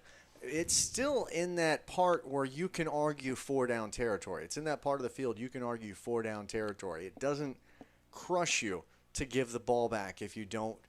I see a 62-0 game. Dillard over Hallandale, 62-0 in the fourth quarter. Buchholz over Childs, 35-0. I don't know where this is. Western versus Taravella. 91-0. At some point, I'm sure they had a running clock. And we got a high-scoring game over in Tallahassee, North Florida Christian 40, South Walton 32 in the third quarter. When you get South Walton involved, it's going to be high scoring. They are bringing Griffith in. The Raiders just need to stay on sides here. Florida High over Trinity Christian, defending state champion Trinity Christian, 16-10, 20-0 halftime. Griffith with a pooch. What a beautiful angle to the near side. He's in the end zone. It's going to go all the way into the end zone. Smart play back there by the Raider return guy, and it's going to be a touchback.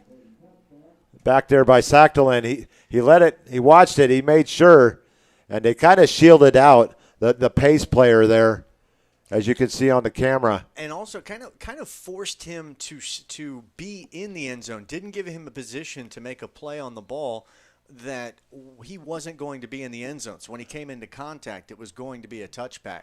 If he could have stood on the 1-yard line, he had a shot to keep them out of the end zone and keep them pinned. But the kicking.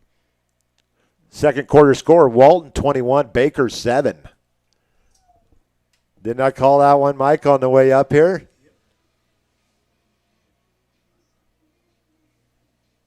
Childs out in front, getting hammered by Buchholz, 35-0.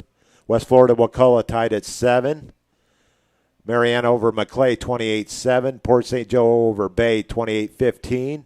Trinity Christian goes ahead of Florida High, 17-16. Forest over Leon, 20-0. Bronson over Franklin County, 48-0 at the half. Liberty County over North Bay Haven at the half, 7-0. And one more score here, Niceville at the half, 20-0 over Gadsden County.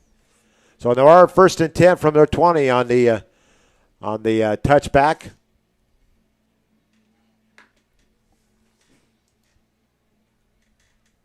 And Navarre with the 1st and 10 from their own 20 with 5:50 on the clock here. They're going to throw a quick hitter to Terrence Marshall. He's going to get to the outside. He has a lot of yards, and he might outrun. He's gone. You can put it on the board, 80 yards, as Chambers finds Marshall, and the Raiders stretch their lead to 13. An 80-yard completion. The young sophomore with his longest reception of the year, and the Raiders are back on the board, 20-7. As Chambers finds the streaking Terrence Marshall on a quick hitter, and he does the rest down the far sideline and tiptoeing into the end zone for 6 for the Navarre Raiders. You challenged Terrence Marshall to a track meet, and you're going to lose. He was doing the Usain Bolt, looking behind him, running backwards for the last 10 yards, going into the end zone.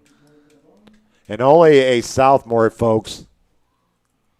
At the 5:36 mark of the second quarter, the Raiders are back on the board.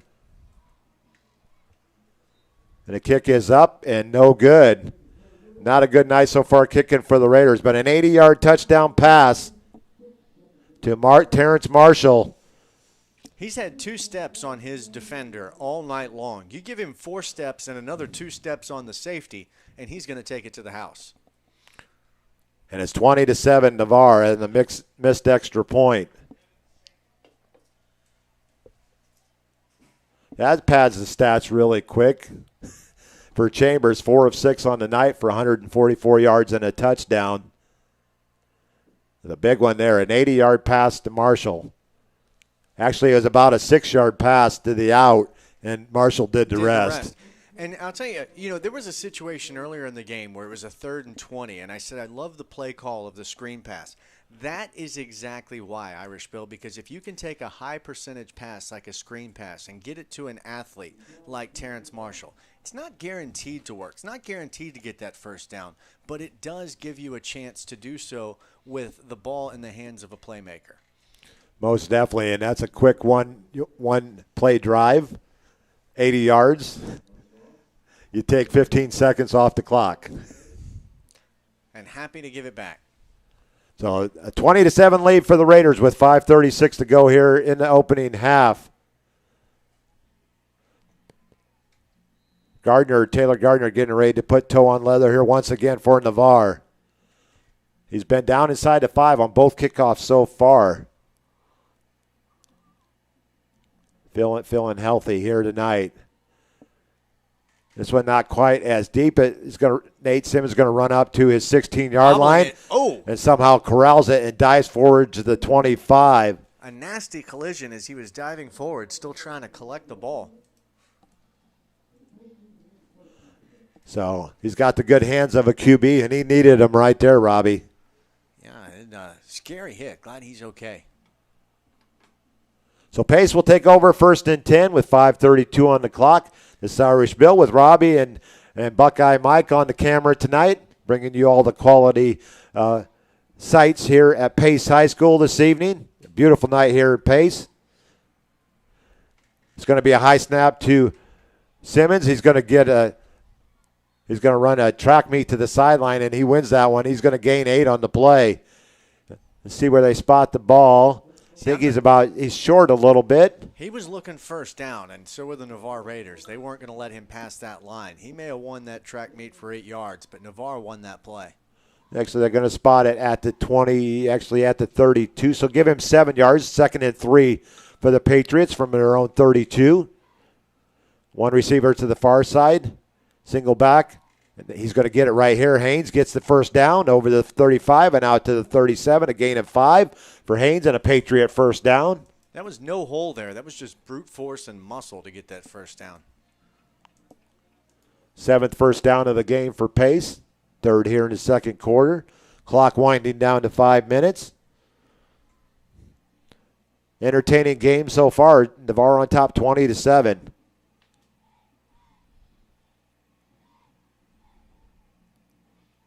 Simmons in the shotgun. He drops the ball on the handoff, and he throws a quick pass to number 85 over the 45 out to the 47. A play that didn't look like it was going to work actually worked. And to our mystery man again, number 85, who we can get that name at halftime when we can. I want to make sure that he's going to gain recognition if he's going to start tonight. Absolutely. But we might have a man downfield after he bobbled the snap. The line might have been downfield. Now, let me ask you this, Irish Bill. Was that a designed pass play, or was that a run play that was botched? Was that a play-action handoff? I think that was just a heads-up play by Simmons. And give credit to his receiver as well. Because what he forgot was his lineman was downfield, though, so it's a 5-yard penalty. It's going to bring up 1st and 15 for the Patriots. Simmons back to pass. He's got a receiver. Lazy play action. Oh, his receiver just drops it after the defender. Oh, he was wide open, too. The defender, Jacob Weaver, falls down, leaving him a step behind, and no one between him and the end zone. Hit him in the hands and just drops to the ground. That's actually 22. That would be Percival, the safety. And it's going to fall incomplete, but he had him beat. Had him in his hands. 2nd and 15 for the Patriots from their own 31. 4:38 on the clock. And we have another penalty down and another penalty against Pace. They're not having a very good 2nd quarter for penalties. This is going to be a delay of game. He was trying to rush the snap at the last second, but didn't get it in. 7 penalties here in the 2nd quarter. 6 of them of the illegal procedure or movement variety, and 1 15-yard penalty and it's going to bring up 2nd and 20. So Patriots kind of shooting himself in the foot right here, Robbie. It's going to bring up 2nd and 20, back to their own 27-yard line where they started this possession. Just 5 yards behind that at the 22. Simmons feeling pressure. He's going to go down on the sack. See who's going to get credit for that sack. Now it looks like big number 90, Max Smith, is going to drop him at the 25. It's going to be a 2-yard loss. Second sack of the night for Navarre. That one credited to Max Smith. A 2-yard loss, and it's going to bring up 3rd and 22 coming up for the Patriots. Looks like they're going to call a timeout here. First timeout of the game, I believe. Yeah, we'll stay right here, folks. It's 20-7 Navarre. We have a 3rd and 22 coming up as the Patriots need to get out to their own 47-yard line, currently at their own 25. So how you enjoying it so far, Robbie? I'm loving this. Also, we got to thank Buckeye Mike, taking over the video role. So our quiet contributor. Absolutely. Appreciate him doing. So if anyone's wondering why the camera footage is so much better this week than it is in typical weeks, Mike's the reason why. So I appreciate him. And we found out that Mike and my father used to work together. That is such a small world. Many moons ago. And the thing is I have a relatively uncommon name. And so when people always say, are you related to other Shanks, I'm usually just automatically, no, I don't know. I'm not related to any other Shanks. So when he said my father's name, and I was very much surprised. Okay, it's going to bring up a 3rd and 22. We're out of the timeout break. Simmons back to pass. He's going to throw it down the far sideline.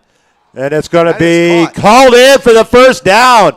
I wish I knew his name. I'd give him credit for one heck of a catch. But there is a flag back at the 21. That's holding against Patriots, so you can wipe that one off the board. What a beautiful catch. We got to get his name.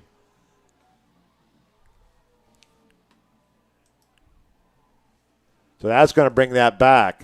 That's the 3rd or 4th time tonight that this mystery man, number 85, has been part of a key play. Now we'll go out to Max Preps real quick and see if they have any changes to their roster here. You know, I'm seeing one player on the sidelines for the Navarre Raiders, and that's B.J. Cast. It looks like he's quickly become one of my favorite Raiders on the offensive line. I see him there. Let's check the roster, see if they had a roster change here. All the way back to the 12-yard line, so it's a spot foul. And Simmons is going to take off and run, but he's got a lot of ways to go. He stays in the field of play out over the 25 to the 27-yard line. It's going to be a 15-yard run, but they needed 37 on that one to get a first down. And it's going to be timeout Navarre with 3:45 to go. See if we got a number 85 on their roster. We do. It's tight end Blakely Tyre. I'm not seeing him on. Let's see where I got him at. I know I have him on here somewhere because I remember that name. I guess not. Number 85 is Blakely Tyre. Tyler. Remember that, Mike. That was one heck of a catch. But all for naught.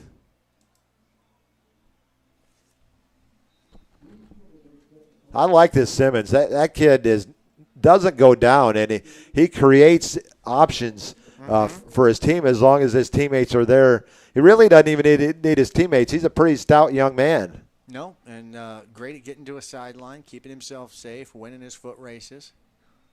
So a 15-yard run by Simmons there. It's going to bring up 4th and 22 for the Patriots. Griffith, what a beautiful high punt, not quite as far. And Terrence Marshall has a little trouble with that one, but he dives and catches it, and the Raiders will take over at their own 32-yard line. Had to make a diving catch in left field to get that one. 45-yard punt for Griffith. This young man's got a lot of leg and gets a lot of hang time on his punts. You know, and speaking of baseball, as we're here at Pace, of course, one of their notable graduates is I know you don't like to mention the other team from Chicago. And that's okay. I don't like them No, either. no, I don't like them. You're a Cardinals fan. I know definitely you don't don't like the Cardinals. You don't like the Cubs. But I can give some, of course, Addison Russell, the World Series champion. Before he found his troubles later, but of course was originally here from Pace High School. Eric Mraz, the center for the Big Bubbas. 1st and 10, Navarre from their own 32 as Richardson goes in motion. It's going to be a handoff to new back into the backfield on his first carry, and we're going to have a holding on the wide receiver here right in front of the Pace bench after a gain out to the 42-yard line. Into the game for the first time. That was, I think he's up from the JV squad. I'm going to have to look back at my roster here for Navarre. It's going to be a holding against Navarre after an 11-yard gain by, I believe that is Zerden. The amount of information you keep in front of you and able to do this broadcast while at the same time going through and updating your information with scores and statistics in addition to all of these resources is pretty amazing, Irish Bill. I try. Thank you very much. So Navarre is going to have a 1st and 8 coming up. Chambers back to pass. He's got a receiver downfield. See if Marshall can run underneath it. He does. He's going to cut back. He's going to break across field, and he's in for a Raiders score. As long as he can deliver that pass accurately. 66 yards to Terrence Marshall, and the Raiders are back on the board. As long as he can deliver that pass accurately, Marshall is going to make sure that is open for him all night long. So I don't have a number 42, but I think that might either be from their JV squad. That might either be Ishan Dickens or Avery Zerden. But I think it's Dickens. But it's a 66-yard touchdown pass from Chambers to Marshall. And the Raiders on the board, 26-7.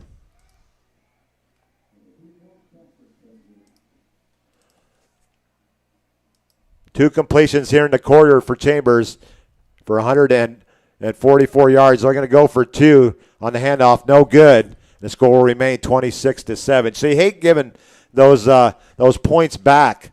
That's why making your extra points is rather important. Absolutely. And it keeps you from having to go for 2. And we talked about how those are hard-pressed situations, getting those 2-point conversions. So the Raiders score at the 3:03 mark of the second quarter to stretch their lead out to 19. Marshall with his second touchdown reception of the night. 2 receptions for 144 yards for the sophomore receiver.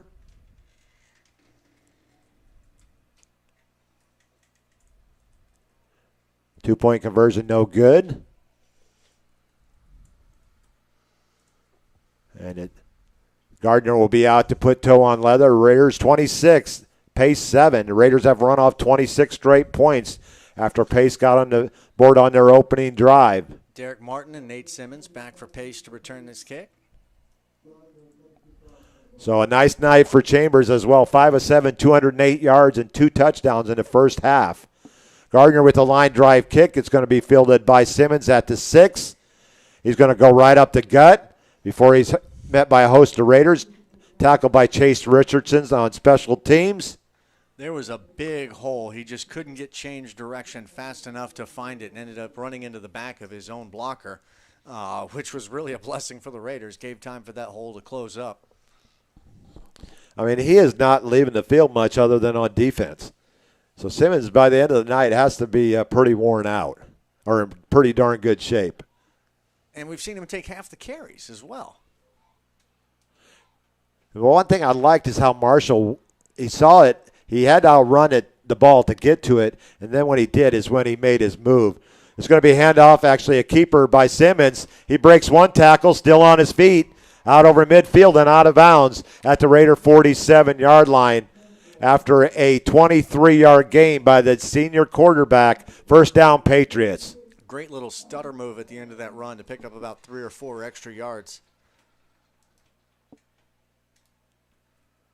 And another first down for Pace. They're 8th in the first half. It's going to be 1st and 10 at the Raider 47 with 2:46 on the clock.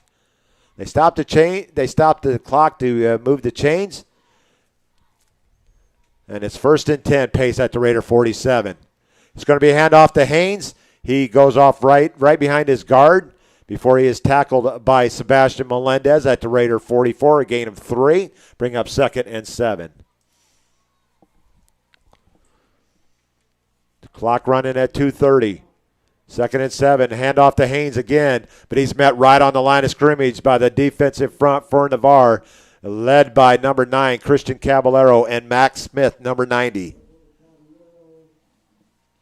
No gain for Haynes. It's 3rd and 7. Takes a lot to bottle him up. So a 3rd and 7, no gain on that last play for the Patriots. Simmons in the shotgun. They're going to line 2 wide receivers to the right along with Haynes. That's going to be Simmons cutting back before he is tackled, maybe.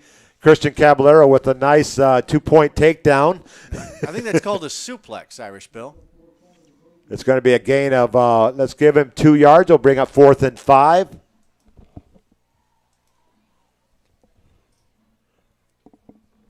Caballero, the junior linebacker, having a solid game tonight for Navarre. See, he's out here delivering some WWE finishing moves, and then in the end zone earlier tonight, we had DeCourt doing some karate kicks. So we got West Florida Wakulla tied at 14. They were in overtime, second overtime. We knew that game was going to be tight tonight. Marianne over McClay, 28-7. Bay getting beat by Port St. Joe, 41-15. Crestview over Tate, 7-3. North Florida Christian, no update there, 40-32 in the third quarter. Florida High 31, Trinity Christian 17. Sneeds over Jefferson County, 21-0. Forest over Leon, 20-0 at the half. Franklin County trails Bronson at the half, 48-0. Everything else is at the half. Gulf Breeze 21 and Booker T. Washington 3 at the half. Walton 24, Baker 7 at the half. Wow. And Graceville and Vernon in a tight one, 8-6. Graceville, the Tigers on top of the Yellow Jackets over there in Vernon this evening. 4th and 5, they keep the offense on the field. Haynes, they're going to pull a double reverse with Simmons. He's going to feel pressure. He's going to try to throw it, but Caballero says, I got your number tonight, and that's a 3-yard loss. Nice setup on the play, but it just didn't come to fruition. Yeah, they did that very quickly, and almost didn't realize that Simmons had actually lined up as a wide receiver, not as the quarterback, although once again does finish with the carry. And the Raiders going to have great field position with a minute and a half to go here in the opening quarter and a 26-7 lead. Terrence Marshall has time to score twice in that amount of time. Marshall's going to line up to the right side over here with trying to get number 42. I'll get you his number, but I believe that is actually I'm not going to say. I'm going to find that out. We'll tell you here at halftime. 1st and 10 for the Raiders from their own 44. 1:32 on the clock and a 26-7 lead, and the play clock reaches 0. So that should be a 5-yard penalty against Navarre as the back judge drops the flag.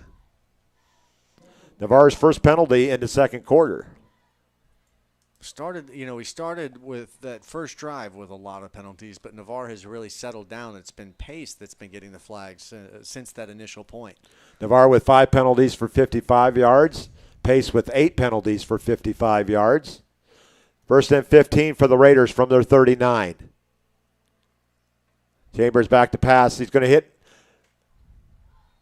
and I was going to say Percival to the near sideline, far sideline, a gain of 8. That I can't imagine the coaches are happy with that many penalties in the first half. But let's not forget, it's been the coaches who've been responsible for a few of those penalties.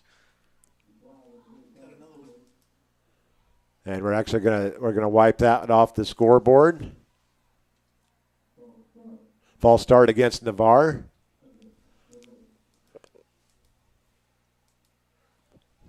Thankfully, this one's just the 5-yard variety. Here we were giving Navarre praise, and now they're backing themselves up. They're going to back it all the way to the 34, bring up 1st and 20 with 1:25 on the clock. DeCourt in the backfield to the left of Kyle Chambers. Richardson and Marshall to the near side. Percival to the left side with Jaden Reese. It's going to be a handoff. Actually, it's a pass across the middle, tipped at the line of scrimmage. Falls incomplete, bring up 2nd and 20. Reese got you again, didn't he? He has a great ability to fool you with those fakes. He got me, too. He got my eyes at first. I was definitely looking at DeCourt on his play action, but then kept it for the pass. 26-7, Navarre out on top here with 1:19 to go. 2nd and 20 coming up. Chambers going to step up in the pocket. We're going to have another penalty against Navarre. This is going to be a clear holding, and this is one of those holding calls I like, Irish Bill. This is the save your quarterback variety of holding. That's worth a few yards. That's going to be their first holding penalty of this evening. Maybe I should have just been quiet and not mentioned the no penalties in the second quarter. You know, and I held my tongue, but I was going to point out that we recently had a series where Pace had penalties on 3 plays in a row. Now it looks like Navarre's got 3 penalties in a row to match. And Pace had a 3rd and 35 back there in their last possession. Let's see what we're going to have here, because it's going to be a holding penalty against Navarre. It's going to back them up another 10 yards. If they can see the sticks. Unless they decline the penalty, which they do, and they're going to take the sack instead. So it's going to be a loss back to the 28-yard line. Well, the key here is not only it's the yards, but you also lose the down. And they want to take the down away from Navarre. So it's going to be a loss of six and the first sack of the night for Pace. It's going to move the ball all the way back to the 28 after the Raiders had started this possession at their 44.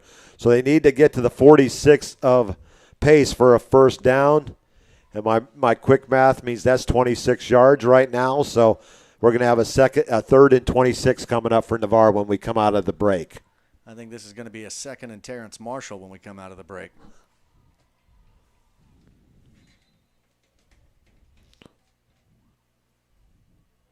So Navarre comes back out on the field facing a 3rd and 26. Eric Mraz at center.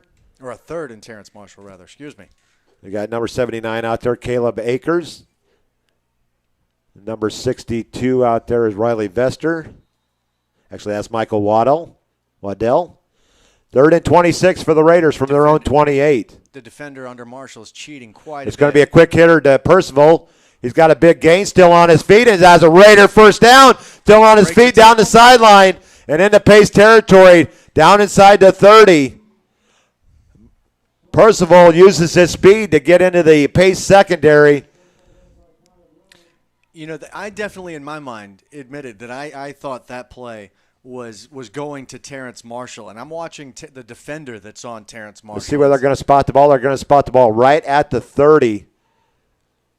And I watched that defender back up about 15 yards, cheating on that coverage because he knew he had been getting burned all night. 42-yard gain to Percival. Raider first down at the Pace 30.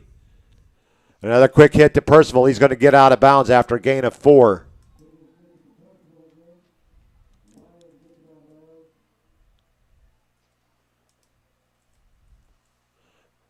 Another first down for the Raiders. 9 in the first half for the Raiders.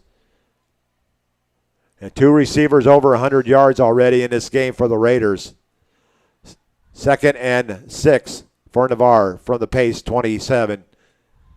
Chambers back to pass. He's got a receiver across the middle. It's going to be a flag.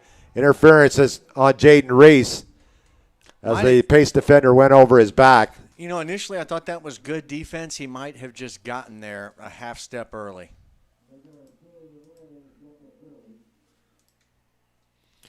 I was about to say that was one of the most well-defended passes I've seen tonight. Well, what a half for Kyle Chambers. 7 of 10 for 254 yards and 2 touchdowns. And receivers, Terrence Marshall, 2 for 144, and Derek Percival, 5 for 110. And DeCourt may be approaching 100 yards rushing, correct? He's at 97, all in the first quarter. So it's going to be 1st and 10 Raiders at the Pace 15. 47 seconds on the clock. The Raiders trying to stretch this lead out here. He's got a receiver in the back of the end zone. Derek Percival's going to go up. And it's going to be out of bounds. Incomplete pass, 2nd and 10 coming up for Navarre with 39.8 seconds to go on the clock here in the first half. 26-7, Navarre on top. I believe the defender for Pace actually came down with that ball, but he came down with it out of bounds, preventing the interception. So Navarre will have a 2nd and 10 here from the 15 of Pace. Actually, they're going to spot it at the 14. 39.8 seconds on the clock. Irish Bill with Robbie and Buckeye Mike here tonight. 26-7 Navarre. Chambers going to roll out to his right. He's got a receiver in the end zone to Chase Richardson. His 3rd touchdown pass of the night. This one from 14 yards out, and the Raiders are on the board. Once again to stretch the lead out to 33-7. Richardson's first catch on the night. His 4th touchdown reception on the season. This one from 14 yards out. And the Raiders back on the board with 33.5 seconds to go.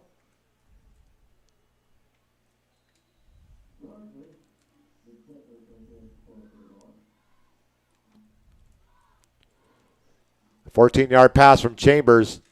That kick is up, and it looks like that one is through. Taylor Gardner for the extra point. It was kind of a low little chip shot, tiddlywink kind of kick, but it did make it through the uprights. 3rd touchdown pass of the quarter for Chambers. This one goes to Richardson on a crossing pattern, and the extra point by Gardner is good. 33-7, Navarre out on top with 33 seconds to go. So going back to that last drive, Irish Bill, I stand by the fact that I think Terrence Marshall even had something to do with the catches by Percival.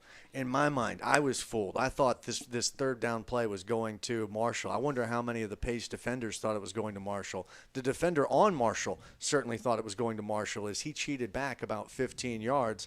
And when everyone's looking right, what's the best move, Irish Bill? You go left. You throw it to Troy Percival. Look at what's in this hand. Deception. And exactly, it comes right. out from the right. Exactly right. So what a quarter for Chambers. 5 of 8, 204 yards and 3 touchdowns in the quarter. Amazing. Gardner puts toe on leather.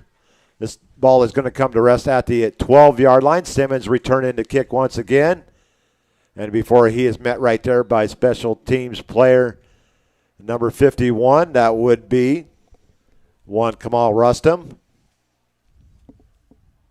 And Pace will have at least one more play here as they trail 33-7. 33 straight points for the Raiders after the Patriots scored on their opening possession.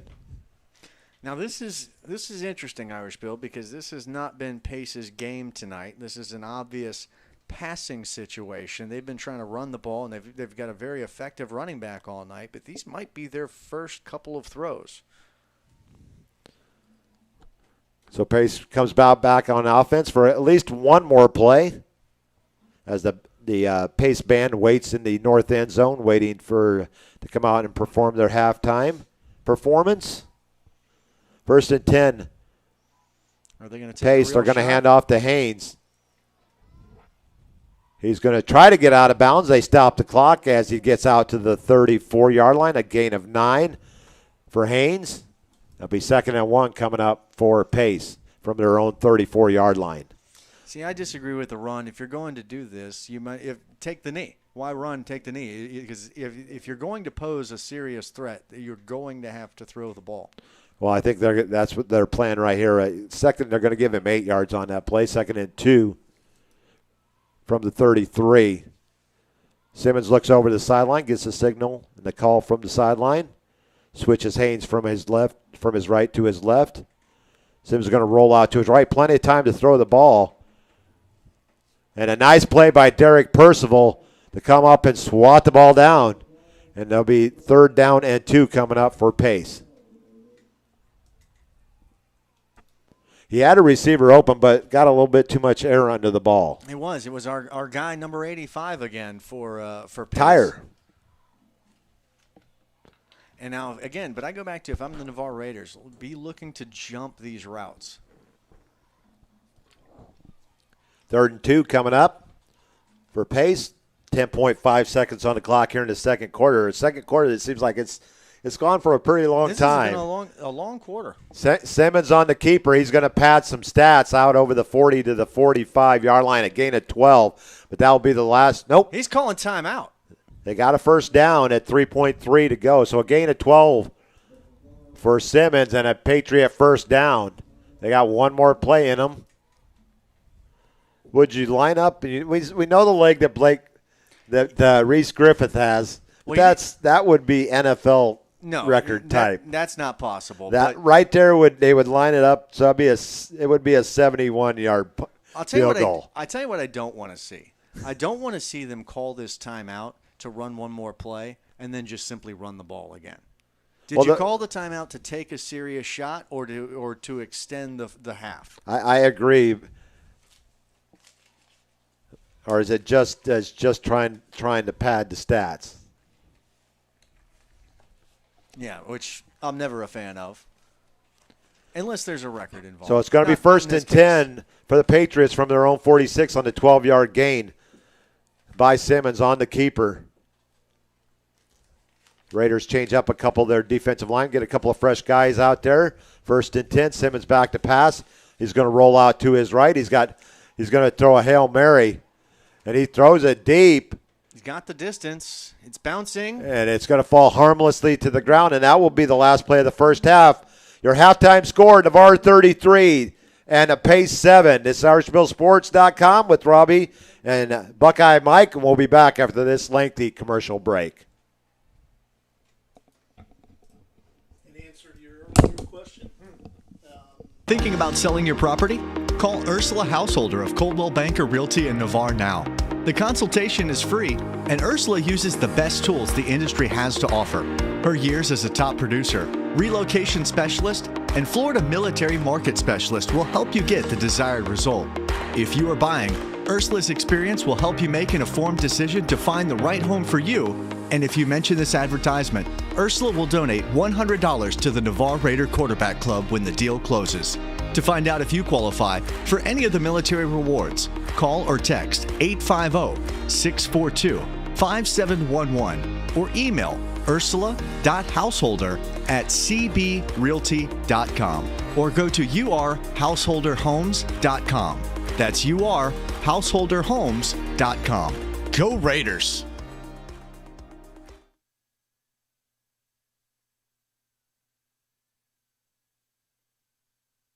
University Lending Group, located in Harvest Village, is Navarre's local mortgage lender. If buying, selling, or building a dream home is in your future, you need to contact University Lending Group. Jennifer Gomes and Stacy Wright are the loan specialists who have the experience to take you step by step to make your buying, building, or selling experience smooth. See University at 752 Navarre Parkway, Suite 56, or call 850-396-0322.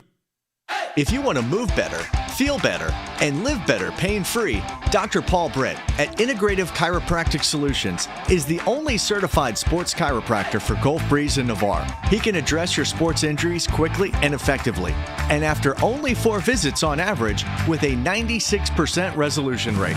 So give Integrative Chiropractic Solutions a call today at 850-916-9304 or book online at drpaulbritt.com. That's 850-916-9304 or online at drpaulbritt.com. They want to fix you swiftly to get you back in the game. A strong work ethic takes pride in a job well done. This is the kind of person you need. Express Employment Professionals can help because we understand what it takes to hire the right person. It takes real people. Real interviews. We find good people, matching the right skills with the right jobs from the production floor to the front office. Express knows jobs. Get to know Express. Go to expresspros.com to find a location near you. Great teams have great support. The Navarre Raiders have one of the best support organizations, the Navarre Raiders Quarterback Club. All the members see to it that the Raiders have all available necessities to keep the Raiders on track. Whether it's seeing to it that they're properly fed, have good transportation, or making sure that all Raider fans can watch and hear all exciting Navarre Raider football action, the Navarre Raider Quarterback Club is there to make it happen. Thanks Navarre Raider Quarterback Club for your support of your winning Navarre Raiders on IrishBillSports.com. Craig Culver of Culver's. Before farm to table, before field to fork, there was just good, wholesome food. Grown by America's farm families, prepared fresh at Culver's, and always served with a smile. We still cook every Butterburger to order using fresh 100% Midwest beef and craft our frozen custard right in the restaurant using family farm fresh dairy. So thank you, farmers. Welcome to Delicious. Thinking about selling your property? Call Ursula Householder of Coldwell Banker Realty in Navarre now. The consultation is free, and Ursula uses the best tools the industry has to offer. Her years as a top producer, relocation specialist, and Florida military market specialist will help you get the desired result. If you are buying, Ursula's experience will help you make an informed decision to find the right home for you. And if you mention this advertisement, Ursula will donate $100 to the Navarre Raider Quarterback Club when the deal closes. To find out if you qualify for any of the military rewards, call or text 850-642-5711 or email ursula.householder@cbrealty.com or go to urhouseholderhomes.com. That's urhouseholderhomes.com. Go Raiders! University Lending Group, located in Harvest Village, is Navarre's local mortgage lender. If buying, selling, or building a dream home is in your future, you need to contact University Lending Group. Jennifer Gomes and Stacy Wright are the loan specialists who have the experience to take you step by step to make your buying, building, or selling experience smooth. See University at 752 Navarre Parkway, Suite 56, or call 850-396-0322.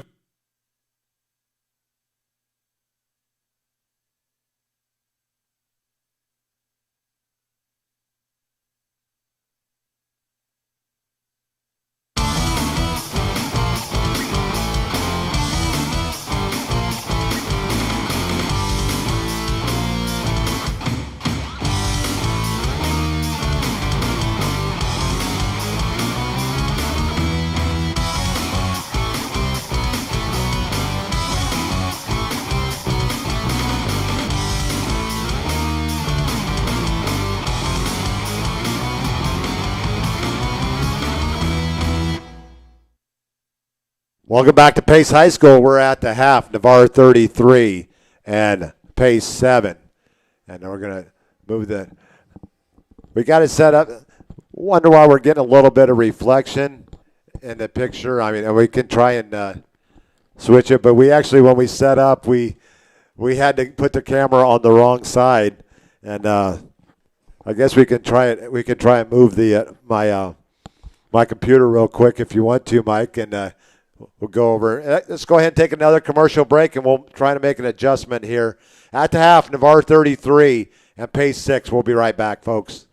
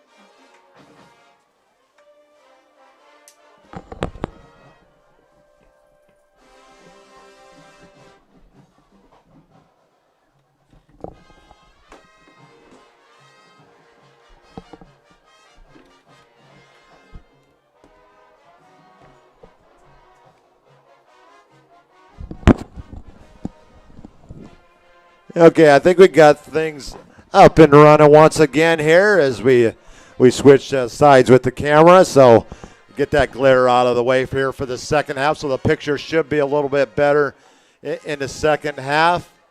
And Buckeye Mike doing a great job on the camera again this evening. This Irish Bill at the half.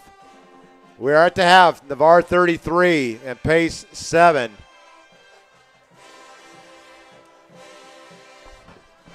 And the Navarre band playing, the Navarre marching band playing right now. So we're going to go down to the field here and turn on the field mic so that you can get some halftime entertainment here. But it looks like Navarre's band is leaving the field, so the Patriot band should be following here shortly. Again, we hope you enjoyed the Navarre Raider Band. Thank you. Ursula Householder, your lovely bride, checking in this evening. And she's been enjoying this first half, 33-7 Navarre. We're going to stick this up over here. Get it a little bit out of the way, give you a little bit more room over there, Mike. Let's go to our halftime stats, and there are a lot of them for Navarre right now. What a first half for Cal Chambers, 8 of 12, 268 yards, 3 touchdowns, and one each to Terrence Marshall, two to Terrence Marshall, one to Chase Richardson on the last score of the first half there, a 14-yard pass from Chambers. 204 yards of passing for Chambers in the second quarter on 5 of 8 of 3 touchdowns. Currently, Pace coming out here. Their band setting up for their halftime show. We do have the field mic working, so once they get started, we'll just go ahead and let you listen and watch the Pace Patriot Band here on senior night at Pace High School, where the Raiders are on top with a huge second quarter as they outscored the Patriots in the second quarter, 27-0. So let's get back to the scoreboard here, see if we got any updates on scores. Wakulla either wins in overtime, 20-4, second overtime, 20-14, or they are still in second overtime. Crestview over Tate in the fourth quarter in a low-scoring game, 7-3. Mosley over Rickards in a tight one, 21-13. I knew that game was going to be tight. And Gadsden County has come back and cut Niceville's lead to 6, 20-14 in the third quarter. Graceville over Vernon. Gulf Breeze over Washington at the half, 21-3. Graceville over Vernon, 14-12. Cottondale over Weewa, 18-14 at half. Pensacola Catholic over Northview, 38-7. That is in the second quarter. Chipley over Holmes County, 14-0. Pine Forest over Milton in the first quarter, 21-0. That should be second quarter by now. Liberty County shuts out North Bay Haven, our first final of the night, 28-0. Lincoln over Choctaw, 31-21 final. Bronson over Franklin County, 56-0 final. Buchholz over Childs, 35-10. That one's a final as well. And Leon falls to Forest on the road, 26-16. And let's go over our halftime stats here. Navarre rushed for 131 yards, but most of that was in the first quarter. 97 of that goes to Chris DeCourt. And that was all through the air in the second quarter. 204 yards of offense in the passing for the Raiders. They have 399 yards of offense at the half. Good evening, And Pace with 202. They had 128 yards of total offense in the second quarter. So it should be an entertaining second half. We're going to turn it over to the field mic and let you enjoy the Pace Patriot Marching Band. and Blue will return to the field to perform their full 2021 production entitled Real Time. Our trumpet soloist for this evening's performance will be Miss Grace Kavanaugh. Drum major, Caitlin Batsky. Is your band ready?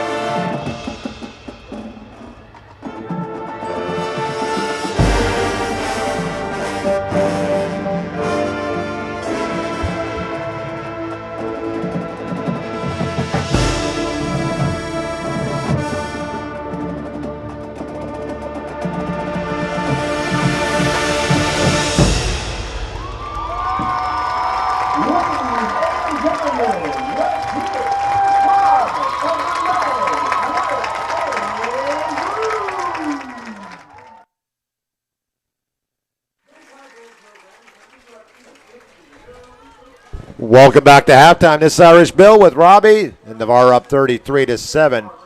So how was your first half there, Robbie? Exciting, and we've seen certainly some fireworks out of Navarre's offense, doubling the yard production in the first half that they did in the entire game last week against Mosley. Well, that just tells you the difference between the Pace Patriot defense and the Mosley defense. I mean,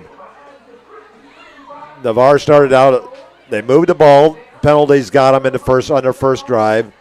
Pace takes their opening drive and goes down and scores. And then you think we got a ball game. They're up 7-0, but Navarre answers right back to close it out to 7-6 at the end of the first quarter. Then they go on a 27-0 run in the second quarter to take a 33-7 halftime lead. Now, I think truly the penalties are the story of this game. It started out certainly in the first drive of this game affecting the Navarre Raiders. After that point, it really seemed to affect the Pace Patriots even more. But when you consider the runs that we have seen out of T.J. Haynes, number 3 for the Pace Patriots, and we've seen the quarterback keepers out of Nate Simmons, number 5 for the Pace Patriots, it doesn't feel that they should be behind 33-7. They've had their chances. They've had their big holes. They've had their big gash, big gain opportunities.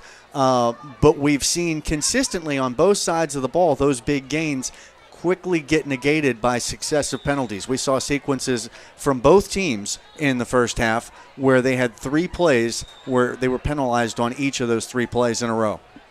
3 consecutive plays. You got that right in it.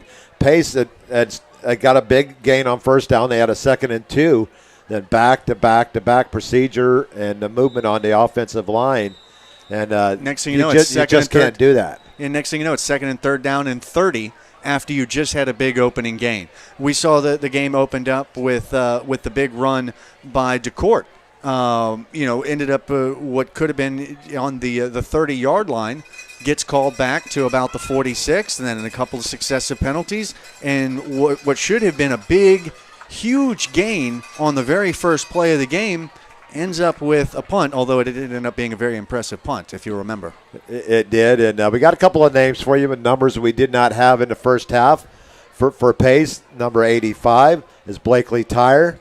Yeah, he's a tight end. We've seen some amazing catches out of Blakely Tyre tonight. Even though in the books he's only got 1 catch on the books, but the second one was impressive, but called back on a holding penalty.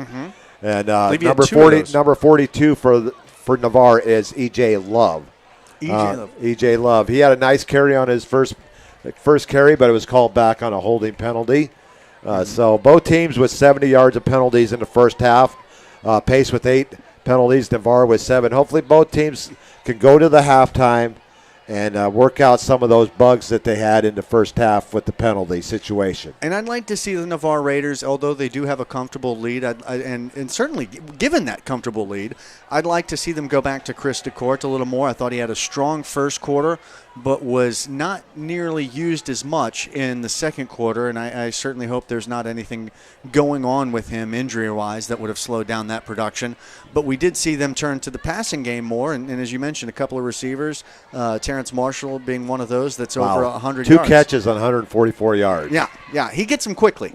And he put a move on the corner down here in the right end zone because the corner had him cornered off to the goal line, and Terrence made one slight move to the left and cut it back towards the middle of the field before he went in from 64 yards out. Pace won the opening toss. They deferred to the second half. They'll get the kickoff here to start the half. And let's see if they can get the offense rolling to cut into this 33-7 lead. And interesting enough, the quarterback for the Pace Patriots has been back there returning kicks. It looks like he's lining up back at the 5-yard line again. We see Nate Simmons, number 5, back there. And alongside him is running back number 45, Derek Martin, is the secondary returner. But they are certainly looking to Nate Simmons first. Late in the fourth quarter, Niceville slim 20-14 lead over Gadsden County. And Pac-12 Dave's been giving me updates from that game, and he says that is a slow day for Niceville. Gadsden County is definitely came out to play in the second half. Wow, that's a true test when you see these smaller schools that can. And I spoke to this earlier. in the broadcast, when you typically see smaller schools fade in the second half because they can't keep up with Niceville's depth. Reese will take this kick at the 5-yard line. A nice return. Taylor Gardner down to the 8, but it's a line drive kick, and it's going to set up a return, but there is a flag on the far sideline at the 32. Of course there is. Why wouldn't the second half start off different than the first? Gets out to about the 35-yard line, but we do see, and I'm going to call this as a block in the back flag where this was, about the 32-yard line. This could be a hold, but I think it's a block in the back. And it is being marched in the direction in Navarre's favor.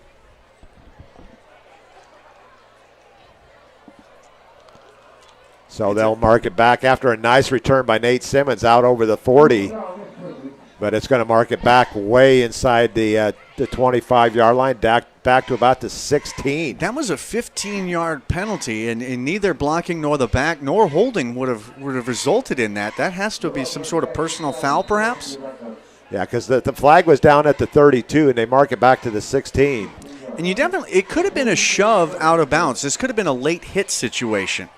So 1st and 10, a bat snap, but Simmons corrals it, and he's got a nice gain and a big gain over the 30 before he's tackled by Hunter Crowder at the 34-yard line, a gain of 18 for Simmons, and a Patriot first down. And number 5, Devin Wright. I saw that as well. He kind of cramped up towards the end of that play. Hopefully it is just a cramp. He appears to be walking it off. So 10th first down of the game for Pace. 1st and 10 from their own 34. Just underway in the second half. 33-7, Navarre out on top. It's going to be a handoff to the running back Haynes, and he gets a big, nice block from number 70, Ashton Harrelson, out over the 40 to the 44. And enough for a Patriot first down, a gain of 11 for Haynes. With his size and his bruiser ability, TJ Haynes is going to be a nice college prospect for somebody. Still only a junior, so we'll see him around these parts for another year. 1st and 10 at the Patriot 45-yard line. It's going to be handoff to Haynes again behind his pulling guard and right tackle, and he takes on Deuce Ned. And forced out of bounds by Hunter Crowder at the 42-yard line. A gain of 13 and another first down for Pace. He was carrying 3 Raiders and 2 blockers on the last few yards of that run. Nice pulling guard there. Number 70, Ashton Harrelson. On the near side, 1st and 10, Patriots at the Raider 41. It's going to be handoff. Actually, Simmons is going to keep. And he's inside the 30, down to the 25, down to the... Actually, I think they lined Haynes up at Wildcat, and they hand it off to Simmons. And it's going to be a gain down to the 25-yard line, a gain of 16, and another Patriot first down. 1st and 10 at the Raider 25. Hicks is going to go in motion, but it's going to go back to Haynes before he takes a big hit from Christian Caballero. And pointing the first down marker, but he is actually short of the first down. So a little premature there on the first down, but a gain of 8 on a nice run by Haynes. And the Patriots moving the ball right down the field. 2nd and 2 at the Raider 17. Hicks goes in motion. It's going to be Simmons on the keeper. He gets to the outside. Big hole. And it's going to be ran down by Percival and Hunter, but he's going to have a 1st and goal at the Raider 6. And a gain of 11 for Simmons, and another Pace first down.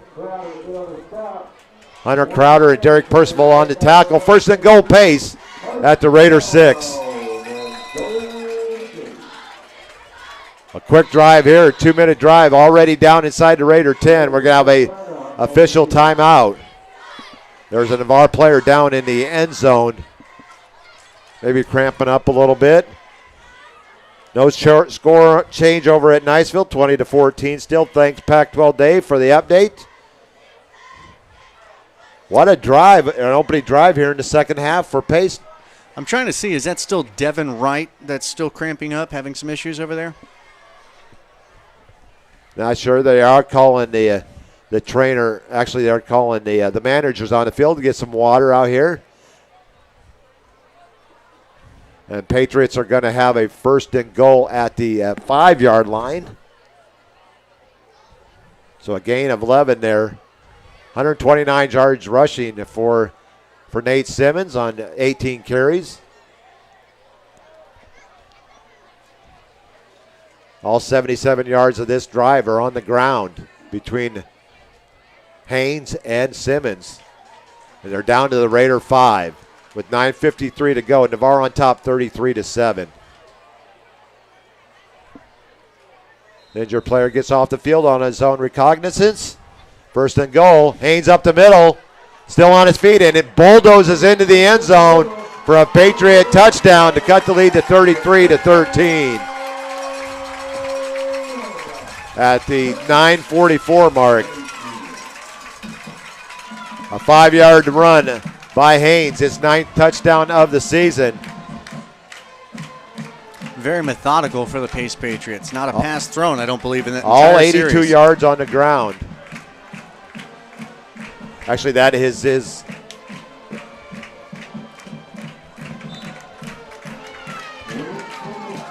Kick is up, is good. It's 33-14. That's actually Haynes' 13th touchdown on the season. Griffith with the extra point, 33-14. So Pace has scored on both opening possessions of each half.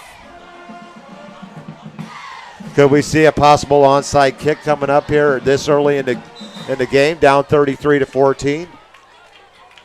You know, I'm going to say no, and I'll tell you why. Because your son Brady has done a fantastic job with this kicker.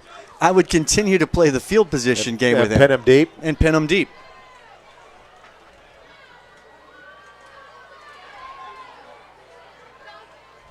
Very impressed. He told me that I was going to be impressed with him, and I have been impressed. Not only punting, but kicking off. And this young man's got a bright future in front of him.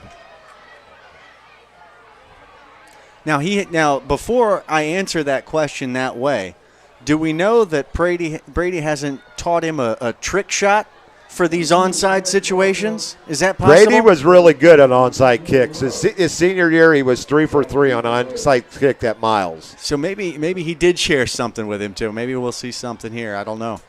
Gadsden scores and goes up 21-20 on Niceville late in the 4th quarter. Wow. After Niceville had a 14-0 lead. That ball is deep, way deep, about 8 yards deep. E.J. Love was back there to return, but it goes out of the back of the end zone. Another touchback. Yeah, I'll stick with what I said. I'm just fine with trusting my defense at the 20-yard line. Gadsden only 1-5 coming into this game, and they're taking the number 2 team in the state in Class 7A down to the nth degree here in the 4th quarter over in Niceville this evening. I would imagine Eagle Stadium very tense right now. So Navarre comes out. Kyle Chambers in the pistol. Twins to the top of the screen. It's going to be a handoff to DeCourt. Actually a quick hitter. And a nice defensive presence there. A completed pass, but the Raiders are going to lose 3. As he hit Percival, but it's a 2-yard loss. On the pass, it is a completed pass, but it's a 2-yard loss. Bring up 2nd and 12.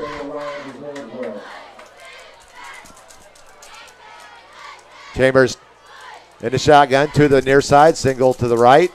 It's going to be a handoff to Chris DeCourt, but he's met right at the line of scrimmage. No gain. In fact, he may lose 1 on the play, and it's going to bring up 3rd and 13. So negative plays on the first 2 plays here for the Raiders on their opening possession. And the Pace defense is starting to feel it a little bit, Robbie. Yes, they are. Starting to wear down a bit. 3rd and 13 for the Raiders. They're going to send Marshall and Reese to the near side. Percival by himself on the far side. Hardy and H-back. Chambers going to roll out. And it's going to be tipped at the line of scrimmage. Falls incomplete. It'll be 3 and out for the Raiders. And the Patriots starting to feel a little bit of momentum shift here in the second half. Now I'm starting to see a consistent trend. We got to be more accurate with these passes. Terrence Marshall's got his man beat by a step to 2 steps on every single play. But if you throw those balls behind him, he's not going to be able to get to them. Fourth quarter score, Clemson 17, Syracuse 14. Bob Grant, Seminole Bob with the update there. Navarre into punt, Percival into punt for the third time, standing just outside his own 4-yard line. Good snap back. And a good punt away. And it's going to take a Raider bounce and a stop right at the 49 of Pace. So Pace will have good field position at their own 49.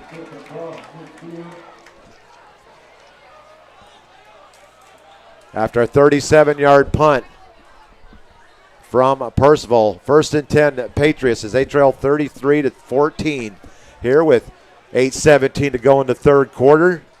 Is Percival a 3-way player? Offense, defense, and special teams? Yes, he kicks, receives, and I've seen him play some defense. And he returns. He returns. So really a 4-way player. Yeah, he's a jack of all trades. 1st and 10, they're going to spot the ball right at midfield. 1st and 10 for the Patriots, trying to cut into this 19-point Raider lead. Simmons back to pass. He's going to take off and run, and he's got a lot of yards. He's got some good moves, too. Yes, he does. He's going to get out inside the 35, down to the 31, give him 19 yards. And the Patriots moving once again. Excellent jukes, excellent stutter steps, very, very reserved as a runner. Going to spot the ball at the 20, so give 30, so give him 20 on the carry. Doesn't do a lot of moves that are going to put himself or his team at risk. 1st and 10 for the Patriots at the Raider 31. It's going to be Haynes off right tackle. And he's going to get shoestring tackle by Hunter Crowder. But not before he gets positive yardage down to the 25. So give him 6 on the carry, 2nd and 4. You really do get a nice 1-2 punch out of Reese and Haynes. Reese is more of the finesse, and then you go to the running back, Haynes, who's the bruiser. And Lemmy Wilson with the nice tackle there, but it's going to be a 2-yard gain short of the first down. 3rd and 2 coming up. 2-yard gain there for Simmons. Now, I think, we talked about this earlier in the broadcast, those key plays. I think this is actually a key situation. Navarre can put this game away with a stop here on 3rd and 2. Forcing a field goal attempt. 3rd and a long 2 coming up. Simmons in the shotgun. Going to hand off to Haynes. He's going to be close. I don't think he got it, Robbie. I think he's going to come up about a yard short. I think this is going to be a huge moment for the Navarre Raiders. Sebastian Melendez, Lemmy Wilson, and LeBron McKinney in there on the tackle. It's going to be 4th and they're going to call almost 2 yards. No gain there for Haynes. It's going to bring up 4th and 2. Do you send out Griffith to get the points? You got a kicker that could definitely kick this. Why not kick it and put points on the board? Pace is going to go for it because I think they realize the gravity of the situation I'm talking about, because the field goal is not enough. I think that would put Navarre in a very comfortable position, and then they'll be getting the ball back if they only kick the field goal. I think they're going to think long and hard about going for this before they make their decision. You got a kicker that's got range out to the 50. Mm-hmm. I mean, from 50 yards out. So, and I would expect he'll make this kick, but that would only put them at 33-17. A 2-score game. That's still down 16, but giving the Raiders the ball back and an opportunity to get back up to 3 scores. This is a more critical moment than it seems. I know that we're still very early in the second half. We're still at 6:38. Interception. Gadsden recovers. 2nd and change remaining in the 4th. Gadsden County 21, Niceville 20. And Gadsden has the ball? Gadsden has the ball. So they are keeping the offense on the field. 4th and 2 for the Patriots. A big play right here in this game coming up at the Raider 23-yard line. Simmons in the shotgun. Hicks goes in motion. It's going to be... He's held. No, I think they stopped him. I think they stopped him short. And the Raider defense makes the stand and takes over on downs. Lemmy Wilson with the big hit. Devin right in there as well. And the Raiders stop him a yard short. Remember that play, Irish Bill. That's a defining play. That's one of our 5 defining plays of this game.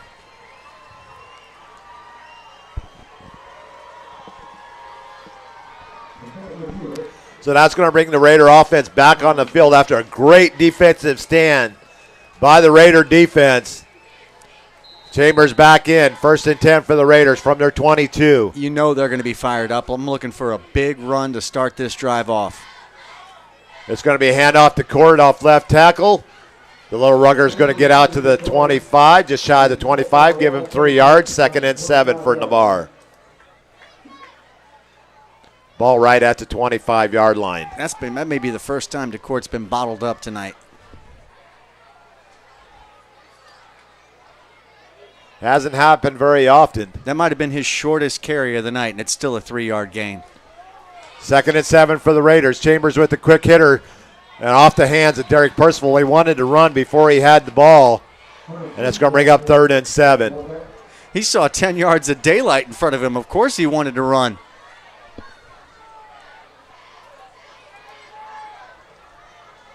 So kind of a slow start here in the second half for the Navarre offense. Great opportunity, though. 1 yard on 5 plays so far for the Raiders. 3rd and 7. See if the line can give him plenty of time to throw the ball. Chambers back.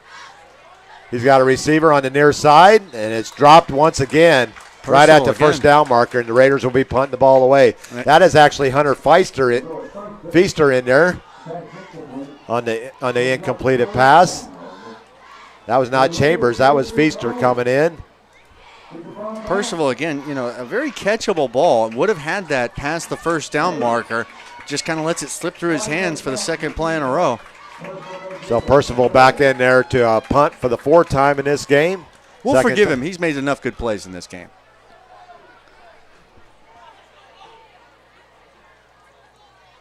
Raiders don't do anything with the great stand by their defense. Percival with a end-over-end punt. It's going to bounce in Pace territory and come down, and it's going to be grabbed at the 44-yard line by Jaden Moon.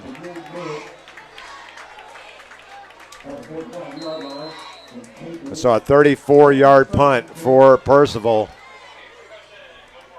And Pace going to have great field position once again at their 45. So the offense being a little stagnant here in the second half so far for Navarre, and Pace is moving up and down the field right now.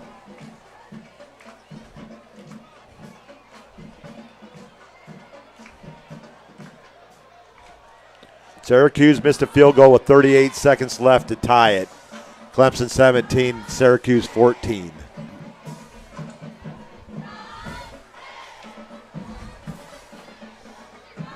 Kickers haven't been having a very good time. And in the NFL, they missed 25 kicks last week between extra points and field goals. That's not a very good weekend. 5 in the Green Bay-Cincinnati game. The least accurate weekend. I'm trying to remember what the exact statistic was, but I think it was the least accurate weekend in the history of the NFL for kickers. The Raiders with no offensive yardage here in the second half. Going back to that Niceville-Gadsden game, I wonder with the distractions Niceville had this week of the forfeiture for the ineligible player, I wonder if that is creating any sort of distraction at Niceville. Hand off to Haynes, and he's going to hit right at the line of scrimmage. Lemmy Wilson, Leveron McKinney, and Christian Caballero to put that ball right back at the 45. No gain for Haynes, 2nd and 10.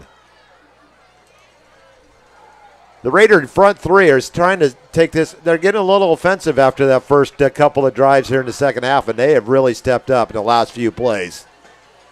2nd and 10 for the Patriots from their 45. 5:05 on the clock, 33-14 Navarre. There's a flag on the play.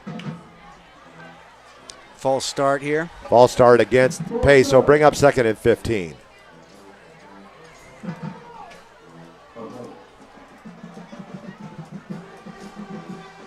So that will move the ball back to the 40, Robbie. For 1st and Actually, 2nd and 15, 5 minutes on the clock. Under 5 minutes, 33-14 Navarre. There's going to be a handoff to Hicks. He's got a nice run, but a good open field tackle. Before the play, Reese is trying to signal his band. He's trying to signal the Pace band to stop playing while his offense is on the field. That's Connor Black on the tackle, just into the ball game. A 3-yard gain for Hicks. His second carry of the night for 20 yards. It's going to bring up let's call it 3rd and 11 for the Patriots from their own 44-yard line.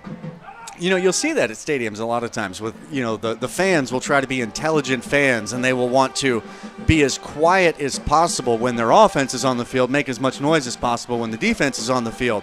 The quarterback was actually trying to quiet his own band before that play started.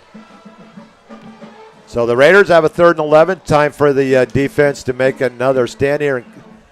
And Coach Walls coming across the field because they have a player down here on the near sideline right in front of the Patriot bench. Could be cramping up a little bit here. Coach Walls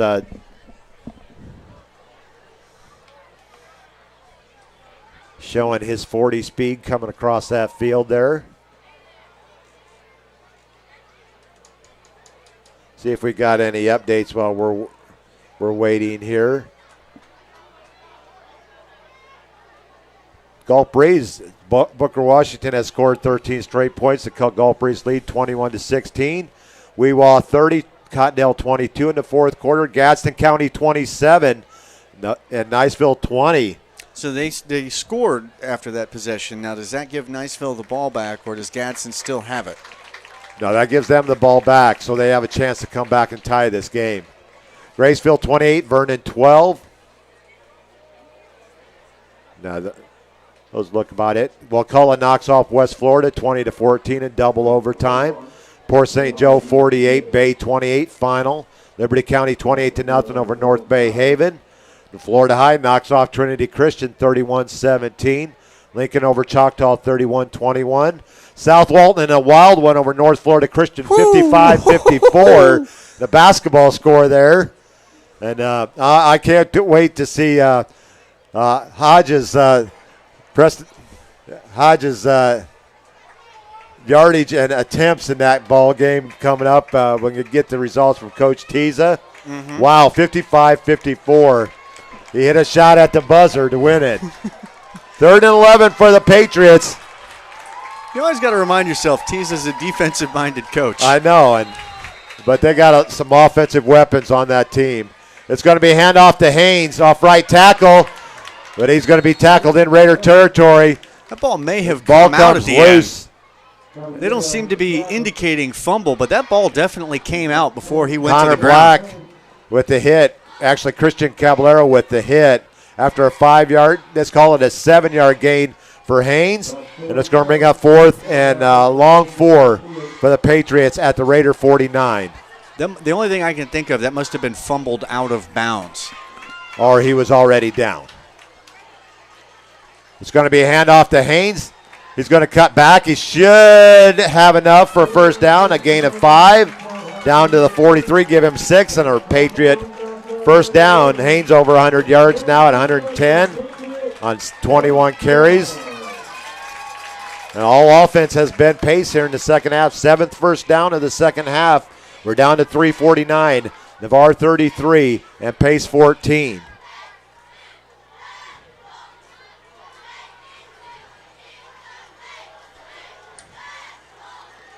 First and 10 for the Patriots at the Raider 44-yard line.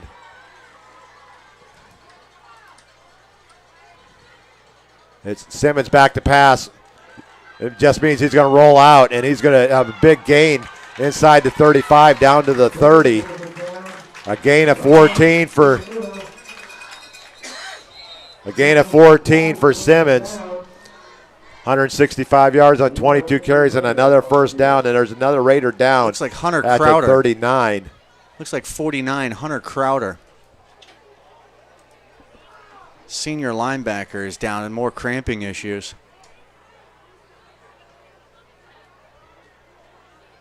Got to drink the pickle juice at halftime, Irish Bill. Pickle juice. I've never been I don't mind pickles, but pickle juice, I don't know if I could go for that.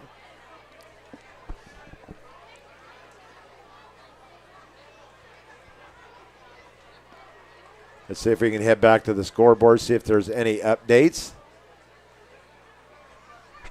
Any word on Baker, Bill? Baker update. Let's see if we got an update on the Baker game. They should be in the second half by now. Baker and Walton. 38-7, Walton over Baker. Wow. That's your defending 1A state champion with the... Well, when you're playing up, Walton's a 4A team, and they had won 5 straight games coming into this game. Even though Baker had won 20 straight, you got a 1A going to a 4A school. And looking there. Niceville has come back and tied it up at 27. Should be late in the fourth quarter. Never doubted my Eagles for a second.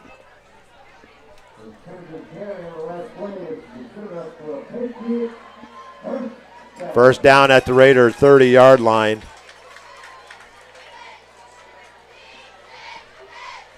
.318 to go here in the third. I'm almost surprised Niceville didn't go for 2 to just go for the win. But there you got they have pretty good kickers over there at Niceville. You're going to get to tie and possibly send it to overtime. Could we see an onside kick? Possibly. You never know with Grant Thompson. First and 10. The handoff to Hicks. He's going to get the outside on the jet sweep, but he's met by a couple of Raiders after a 3-yard gain.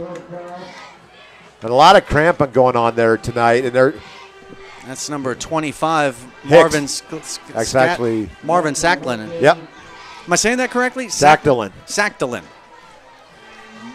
But it's going to be a 3-yard gain for Hicks.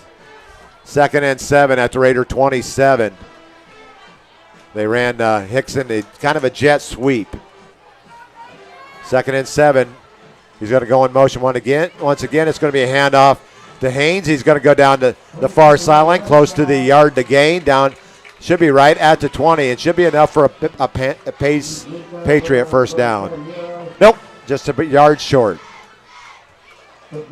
Bring up 3rd and 1. I think he went out about a yard short and then plowed into the stick.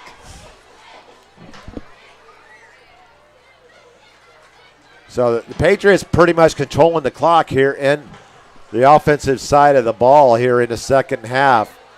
3 drives into Raider territory. On either of these drives in the second half, I don't believe they've thrown a pass. I wouldn't be surprised we see Simmons keep and run this one. But he's met right at the line of scrimmage by Devin Wright, right at the first down marker. Should be a first down, a gain of 1, and a Patriot first down. 9 first downs in the quarter, 18 for the game. Navarre still looking for their first down here in the second half. And the defense has been spending a lot of time on the field here in the second half, Robbie. Terrence Marshall and Percival are playing safety, it looks like. Simmons going to roll out to his left. He's got a receiver. That's caught, but it may be out of bounds. Out of bounds? It looks like nobody. That was to Hicks. But it's going to be incomplete, I believe. It's going to bring up 2nd and 10.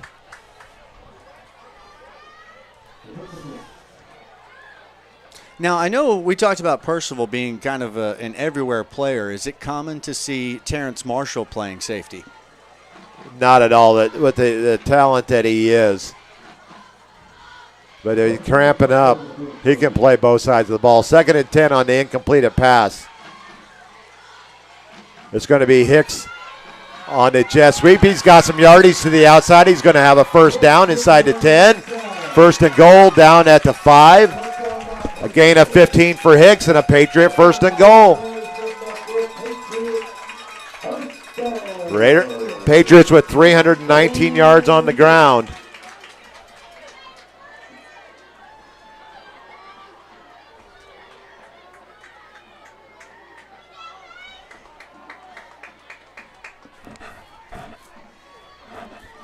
First and goal for the Patriots at the Raider 5 on a 15-yard run by Andre Hicks. It's going to be Simmons on the keeper. And he looks like he's put the ball on the ground unless the official's saying he was down. Navarre signaling they have it.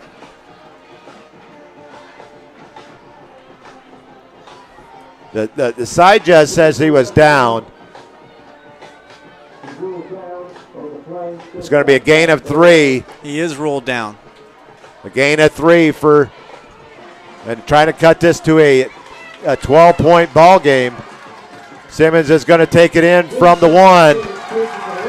And Pace has cut the lead down to 13, 33 to 20. Jaden Moon did get there, put a hit on him, but unfortunately one defender was not enough to stop Reese. So Griffith in for the extra point attempt. Or to stop Simmons, not Reese, excuse me. Griffith with the extra point attempt, 103, 33-20, Navarre.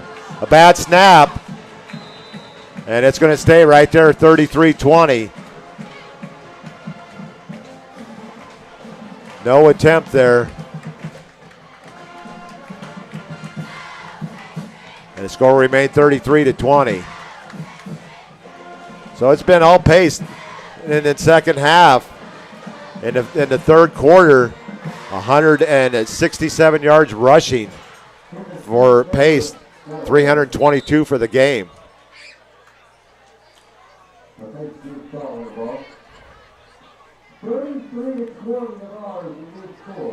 And still plenty of time. We still have 12 more minutes and 1 here in the third.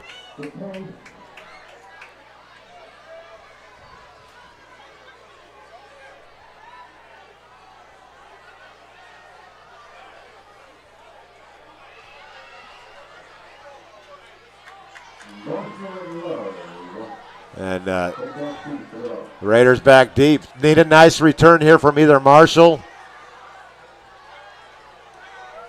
I think we have both Marshall. Now we have E.J. Love back there on the near side. Terrence Marshall back on the far side. Haven't seen much from Ty Marshall tonight. Usually plays corner. Griffith with the long boot, and that is going to be 6 yards deep. Fielded back there by Love. Every time with him. 4 kickoffs and 4 touchbacks.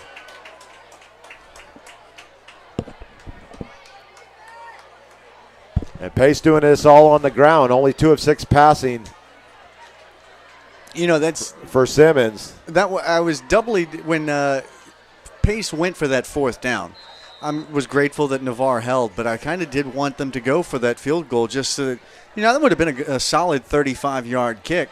Would have liked to have seen this kid's leg in action. E.J. Love into the backfield for Navarre. Number 42. There's going to be a hand to Love, and he's going to get back to the line of scrimmage. No gain. No love for Love. The Raiders just they're being a little not aggressive here. Lackadaisical. 2nd and 10.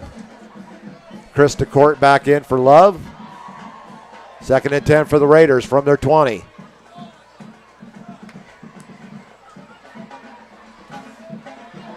Chambers on a quick pass to Derek Percival, a gain of 4. Bring up 3rd and 6.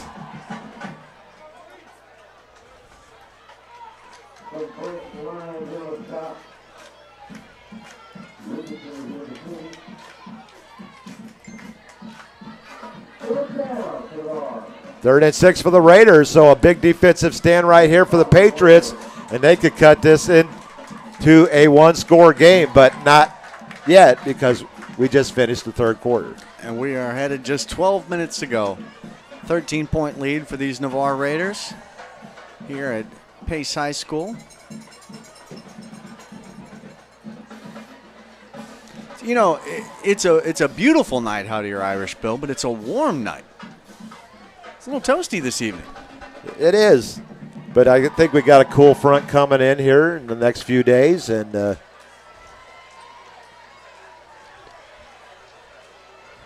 so the Raiders got a big third down conversion here, Robbie. They have to convert this one to get the momentum back on the offensive side of the ball.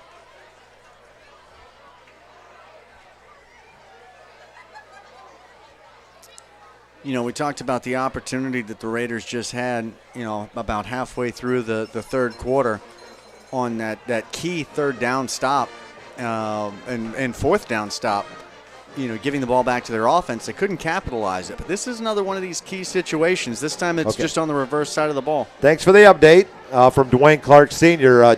Tyrell had a high ankle sprain last week, so he's not playing tonight. That's why we haven't seen it. Thanks, Dwayne, for letting us know that. Yeah, thank you, Dwayne. He did play the opening kickoff. He was lined up for the opening kickoff, but I have not seen him since. So 3rd and 6 for the Raiders. Chambers in the shotgun. Navarre up 33-20. Momentum's on Pace's side. And he overthrows Marshall. Ball's incomplete. He'll bring up 4th and 6. You know, I mentioned to you, I've quickly become a fan of this offensive lineman, number 65 for the Navarre Raiders, BK Cast. BK Cast, and at halftime I saw him as he's not playing tonight. Let me know he's had a concussion this week, so he's dealing with a little bit of a concussion. He will be back next week, and BK, I'm very much looking forward to watching you again. Been having fun watching you all season. 3 straight 3-and-outs for the Raiders offense, and Pace has a chance to cut into this lead even more after trailing by 26 at the half. They have now cut it to 13. Percival with a punt is going to go into Pace territory at the 46-yard line, 45-yard line.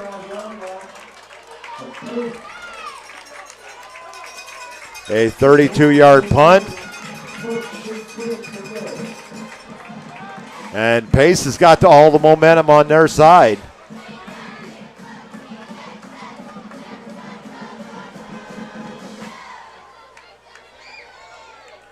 And the defense has been out there a long time in the second half for Navarre.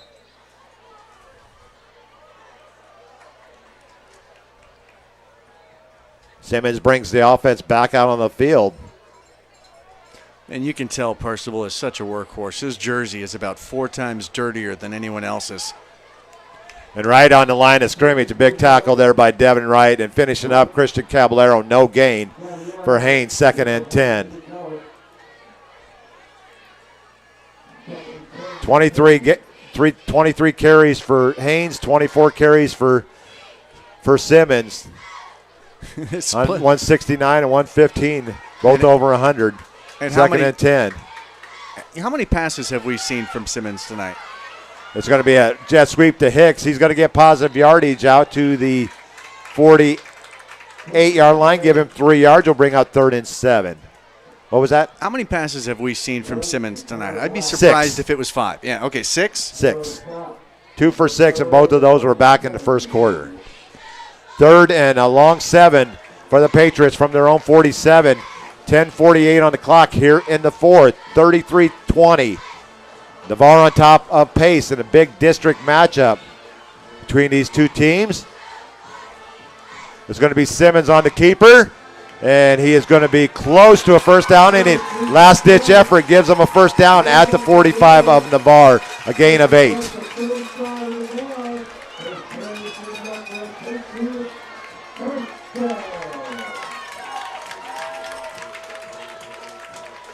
One of the telltale signs for any defense starting to tire is looking for hands on their hips. And some of these Navarre defenders, they've been out there a while. You're starting to see a little bit of it. They may be getting winded. Caballero, I mean, that guy just stood him up after a 2-yard gain. And that's no easy feat with that running back, number 3, T.J. Haynes.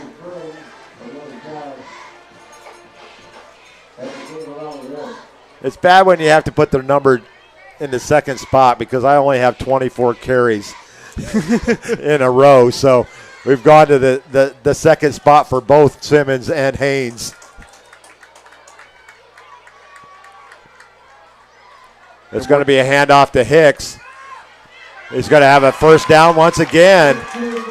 Inside the 30, down to the 26. And here the pace beat train keeps on rolling down the track, down to the Raider 25. A gain of 23 for Hicks. And a Patriot first down. All on the ground for pace here in the second half.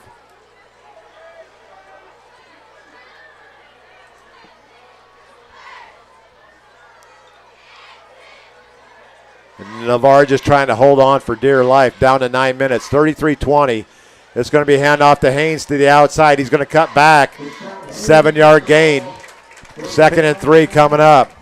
Pace has found something that they like, running on the outside to the right. They tend to target that on about 75% of their runs, it seems. Give him 8.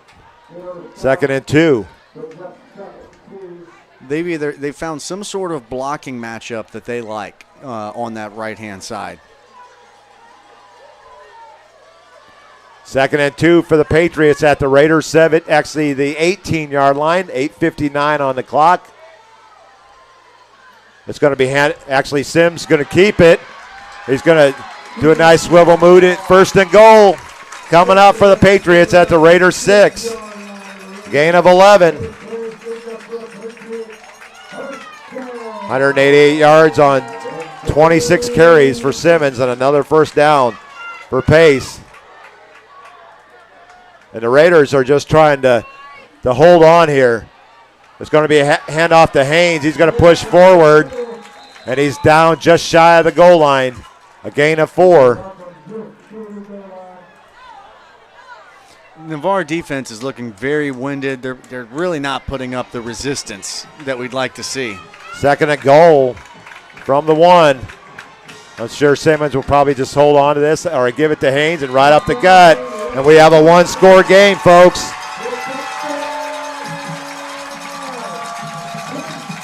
You know, you can give credit to Pace's running game. They certainly found a target that they liked. They found options and matchups that they liked. But there was, you know, we want to see at least some of that get bottled up, at least some of those plays to get bottled up at the line of scrimmage. And there was a gain on every running play of that drive.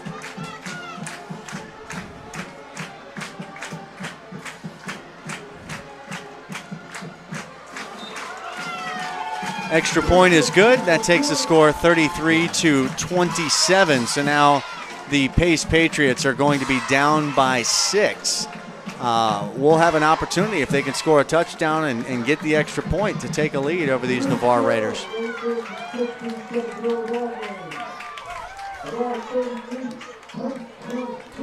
You know, Navarre should have been in a position where they were carrying the momentum. They've squandered that, and they've let Pace now put 2 scores on them in a game that could have potentially, swayed in Navarre's favor. This is another one of our key moments, Irish Bill, because I think Navarre has to score on this drive or they will seriously give a momentum shift to Pace.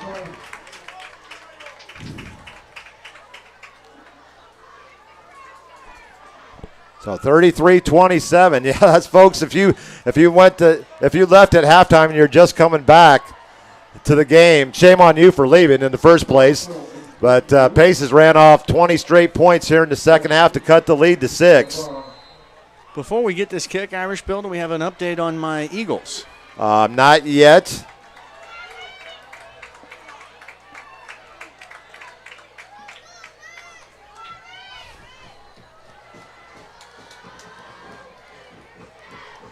And another kickoff and another touchback for Mr. Griffith. This one fielded by Niceville wins in overtime, 34-27. All it takes is faith, Bill. Gulf Breeze hangs on against Washington, 21-16. Crestview in a close one, 7-3 over Tate. Pine Forest all over Milton, 49-20. But Navarre needs to string a series of first downs here to get the momentum back on their side. First and 10 for the Raiders from their 20. I'd like to see a heavy dose of DeCourt here.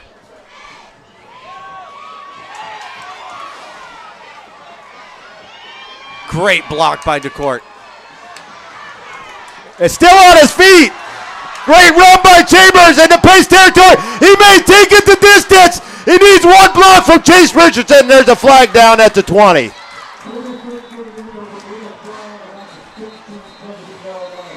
But what a run by Kyle Chambers. Was down, almost down in the backfield, but he regains his momentum, goes forward, and there's a penalty at the. He did take it to the end zone, but there is a flag at the 16-yard line. I was so impressed by the block I saw out of DeCourt. Chambers had a Pace defender chasing him from behind, and DeCourt just played peekaboo and just stopped him from coming. And the flag is no, it's a touchdown. Chambers takes it as a flag against Pace. So an 80-yard run by Kyle Chambers stretches the lead back out to 12. 80-yard run by Kyle Chambers. You can hear it in Irish Bill's voice, a huge momentum shift on that play. At the 7:56 mark, he broke a tackle here on the sideline as well. And he spun out of a couple tackles about the 25, 26-yard line. I was going to say, there was multiple people. He was being chased at about the 15, being chased from behind. That's when I saw that block from DeCourt that just put a guy into the air. And Chambers then broke about 4 or 5 tackles. He was completely surrounded. 2-point conversions to Chambers is good. And what that does and he does spike the ball, so there will be a flag on the kickoff. But that makes this a 21-point game as opposed to a 20-point 14-point game. Or 14-point game, rather. Sorry, forgive me. So the 2-point conversion is good. But in his excitement, Chambers spiked the ball in the end zone on the 2-point conversion, so that will back Navarre up on the kickoff. But I think that was he did not throw that one. That was actually thrown to Hardy. From Hardy to Chambers on the 2-point conversion. We've seen him line up at wide receiver on a few things tonight. We've seen him on a double reverse.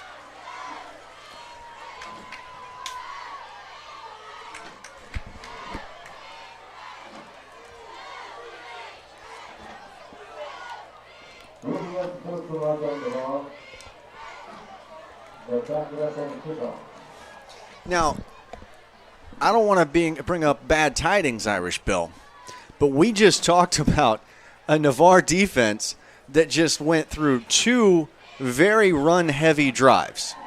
And we talked about how winded they were looking at the end of that second drive, especially as Pace puts through the touchdown. Now, it's great that the offense was able to score in one play, but they haven't given enough time to their defense to breathe. Do you think that's going to have an effect? Well, we're down to 7:56 as they score in one play, like you said. So only 20 seconds off the clock from the time. So it's not much of a break. Not much of a break at all. So I see where you're coming from. So Navarre will be moved back to the 25-yard line after the 15-yard celebration penalty in the end zone. Now, don't get me wrong. The defense is not complaining. They're happy with the points on the board, but I wonder if this will have an effect, if they're going to find a way, find some extra wind to stop this Pace rushing attack. We need a big boot out of Taylor Gardner right here. It's going to be a short kick. And it's going to be fielded at the 28 by Simmons. And he is going to be tackled right there by Chris DeCourt after he gains 15 out to the 42-yard line. Had DeCourt riding him for a bit. DeCourt, and also stepping in there, Landon Mensler on the tackle. He finished it up there. So Pace will be out over their 40 once again to start another drive. Official holding some laundry. I didn't see if there was a flag on the play, or is that one that's getting picked up? Looks like it's getting picked up. Oh, no, we do have a hold against Pace. So is this going to back up? Trying to see the official signal here. So I think it is against Navarre. They have the option to push him back. The ball was at about the 30-yard line.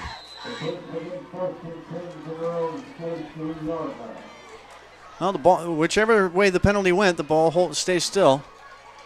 So it's 1st and 10 from the 43-yard line. It's going to be Haynes off left tackle. And a big night once again for Caballero, but after a 5-yard gain for Haynes will bring up 2nd and 5. 134 yards on 27 carries for Haynes. 186 yards on 26 carries for Simmons. He just got ridden to the ground pretty hard on that run. Kind of came up shaking his head and was a little ginger in getting up. We'll see if they go to him again on this play. 2nd and 5. Nope. They Simmons keep it on the keeper. A little bit of arm tackling going on. He's going to be a gain of 2 for Simmons and bring up 3rd and 3.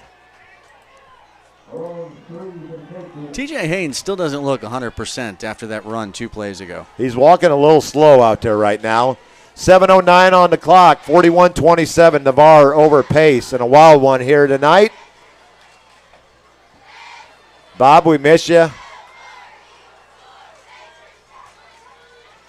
It's going to be a keeper by Simmons. He's going to have a first down into Raider territory down to the 43.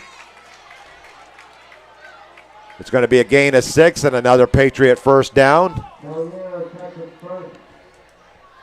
22 first downs in the ball game for Pace. 13 in the second half. 1st and 10 at the Raider 41. 6:58 on the clock. 41-27 Navarre. It's going to be a handoff to Hicks. He's going to cut back. Everything's working for Pace right now. A 6-yard gain for Hicks. 2nd and 4 coming up for the Patriots. You know, we knew going into this game that Pace had a yards per carry average of about 6.5 yards. That's about what we've seen.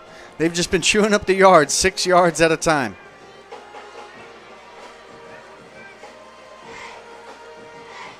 $62 carries on the night for Pace for 400 yards.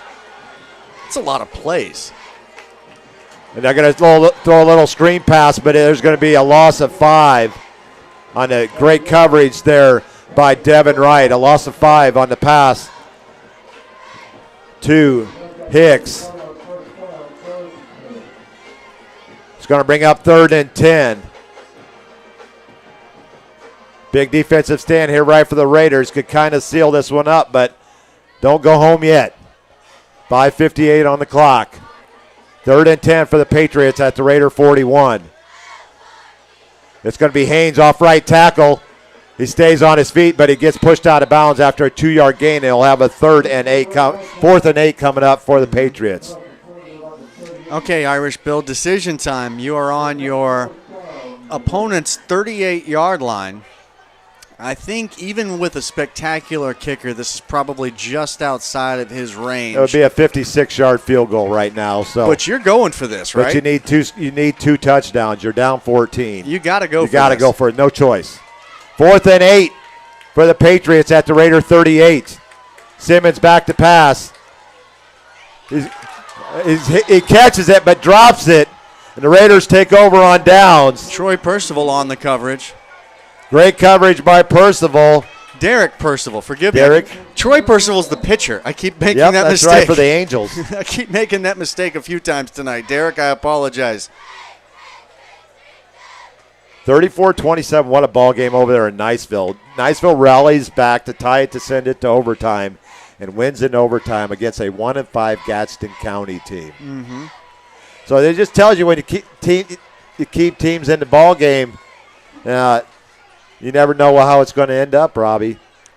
This is true. You got to in this one, Navarre has had their opportunities to close this game out. I think it's going to take one more key moment for Navarre to take this game home. 5:16 on the clock. 68 points on the scoreboard tonight. 1st and 10 for the Raiders from their 38. It's going to be Chambers on the keeper. He's going to cut back. And it's going to take a couple of Patriots to stop Chambers. They don't get him down, but it's a 4-yard gain for Chambers and a 2nd and 6 coming up for Navarre. It's one of those forward progress situations.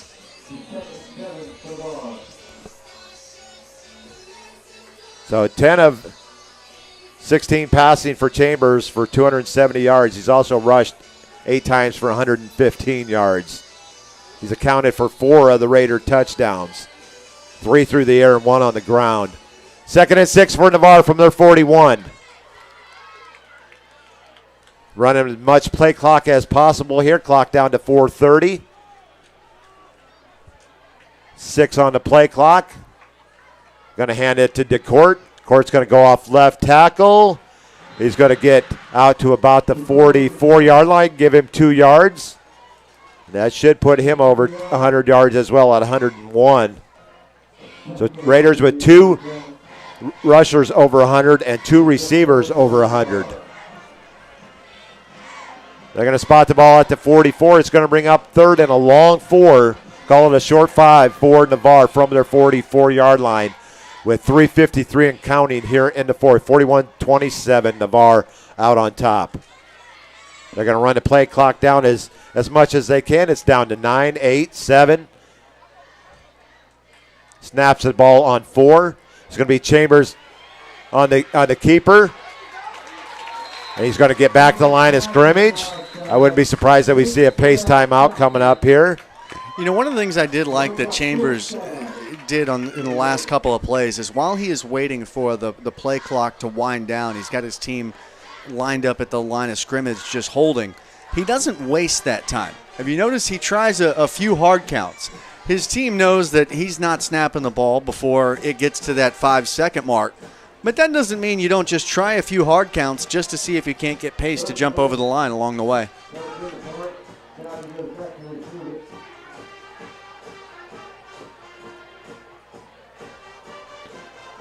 Percival in to punt here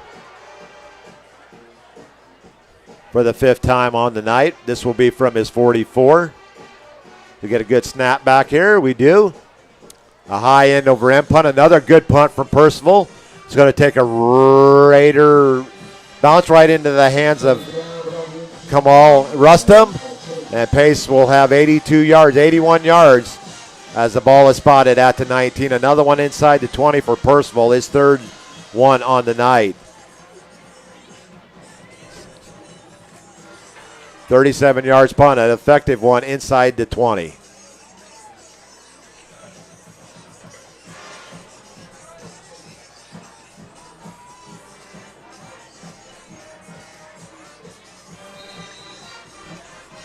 So 41-27 is your score.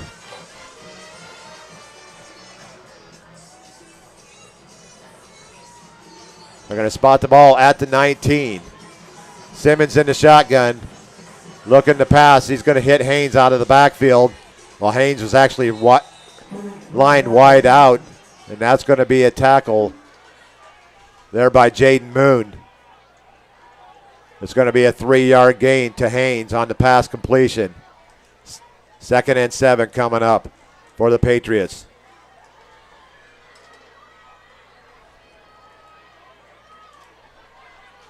Clock winding down under 2:30.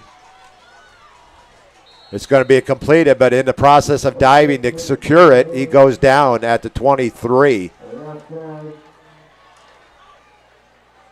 So it's going to be no gain on the completion. So 3rd and 7. Actually, they're going to give him, Nope, they're going to keep it right where it was at. 3rd and 7 for the Patriots. Simmons on the keeper. He's going to have a good run. Still on his feet. He's going to step out of bounds at the 43-yard line.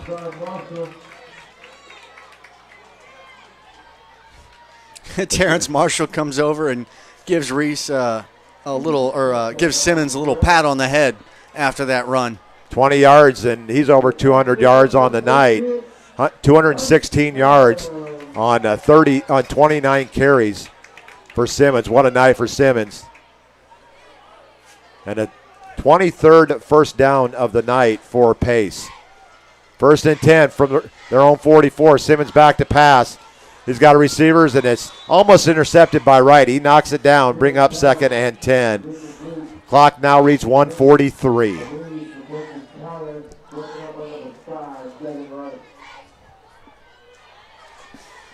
14-point lead for the Raiders, 41-27.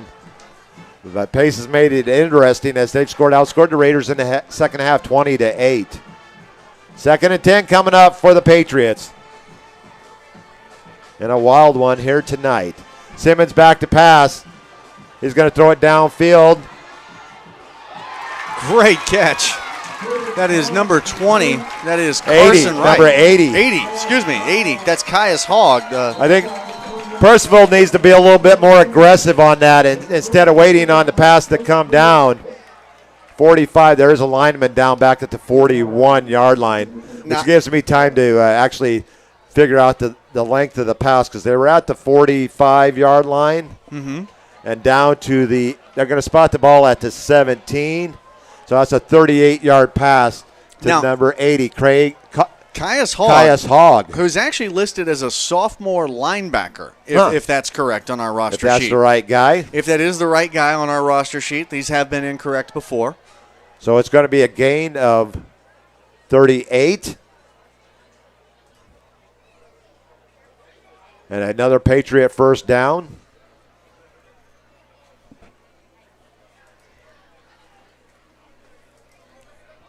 And the clock now reads 1:34. I think Percival had it right to begin with, but one thing that he needs to do, he needs to be a little bit more aggressive and step in front of that pass, because it had a lot of air underneath it, Robbie. Got an injured Pace Patriot down. Number 71 is Connor Eiler. And it looks like he's getting up here. Good to see. Always loved it. He is limping a little bit, but he is putting all of his weight on his own person. Senior lineman for these Pace Patriots.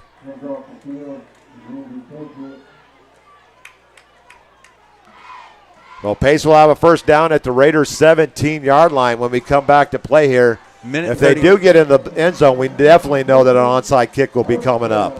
A minute 34 to work with here. What the Raiders could do is try to hold these on the field as play as much as possible. Max Smith with the initial hit before he's then dragged down by Nick Ducati and Jaden Moon. If they're going to score, make it take as long as possible. Simmons on the keeper. That is his 30th carry of the ball game for 218 yards.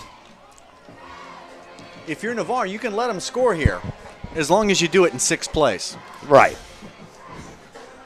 Pace calls timeout. I believe that was their second one taken. Correct. So they have one left. 41-27 is your score. Navarre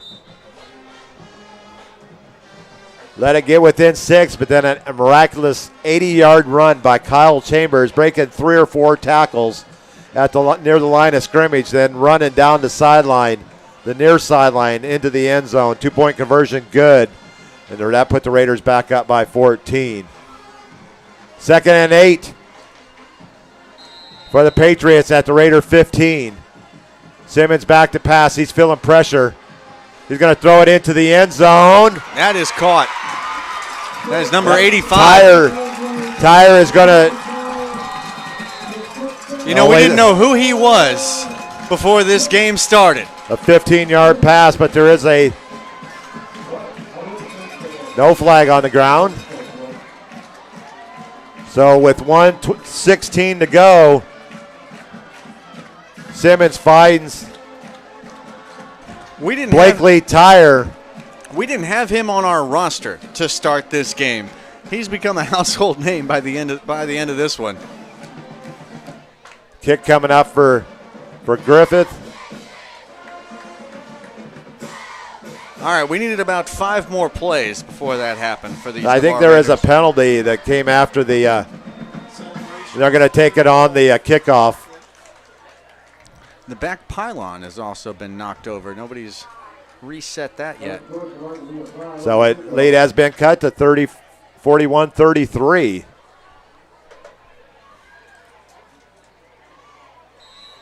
Griffith in for the extra point.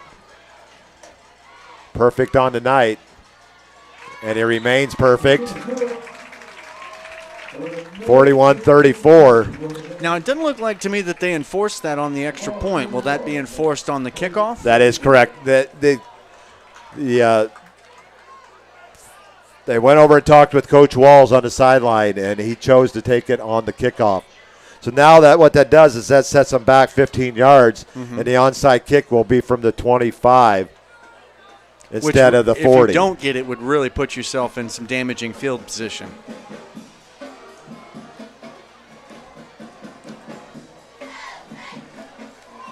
And then I'd like to see from Navarre a heavy dose of more Chris DeCourt and keepers by Kyle Chambers. So now Pace will be backed up to their 25-yard line. It's 41-34. And here come the fireworks with this onside kick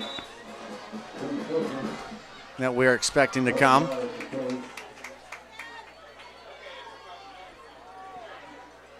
There's nobody back. Did you try and pooch it down there?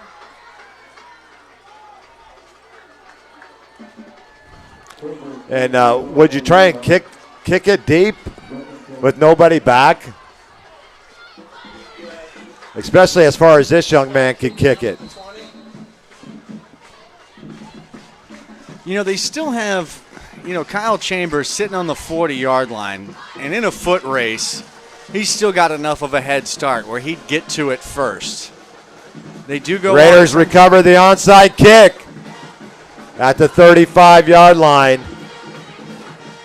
On the other side of the field from us, see who came up with that. Looked like that was number 9. That was Christian Caballero, the junior defensive back that came up with that.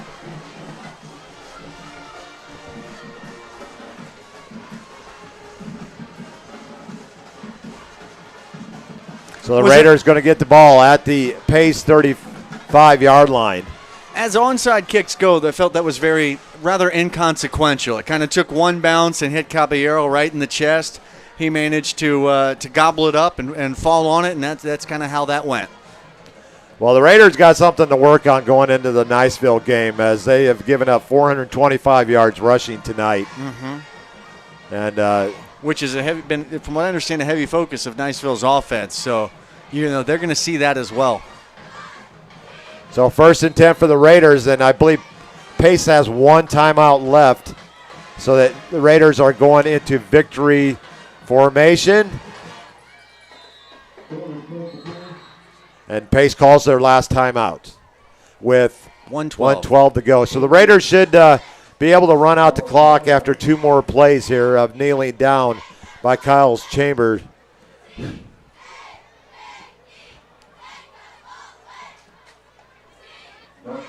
One thing that has been encouraging is we're not seeing all those penalties that we saw in the first half. That really got cleaned up in the second half. I think if we were to compare the penalty yardage from first half to second half, it would be overwhelming towards the former. And Navarre with only 1 first down in the second half. Pace with 14. Dominated the clock here in the second half as well. Well, that's what the running game will do for you. It'll just let you, not throwing, I think, but one pass the entire second half. Let them control the clock. And that 6.5-yard average that they came into the game with, I think they're going to leave with that 6-yard average again. That's about what they did tonight.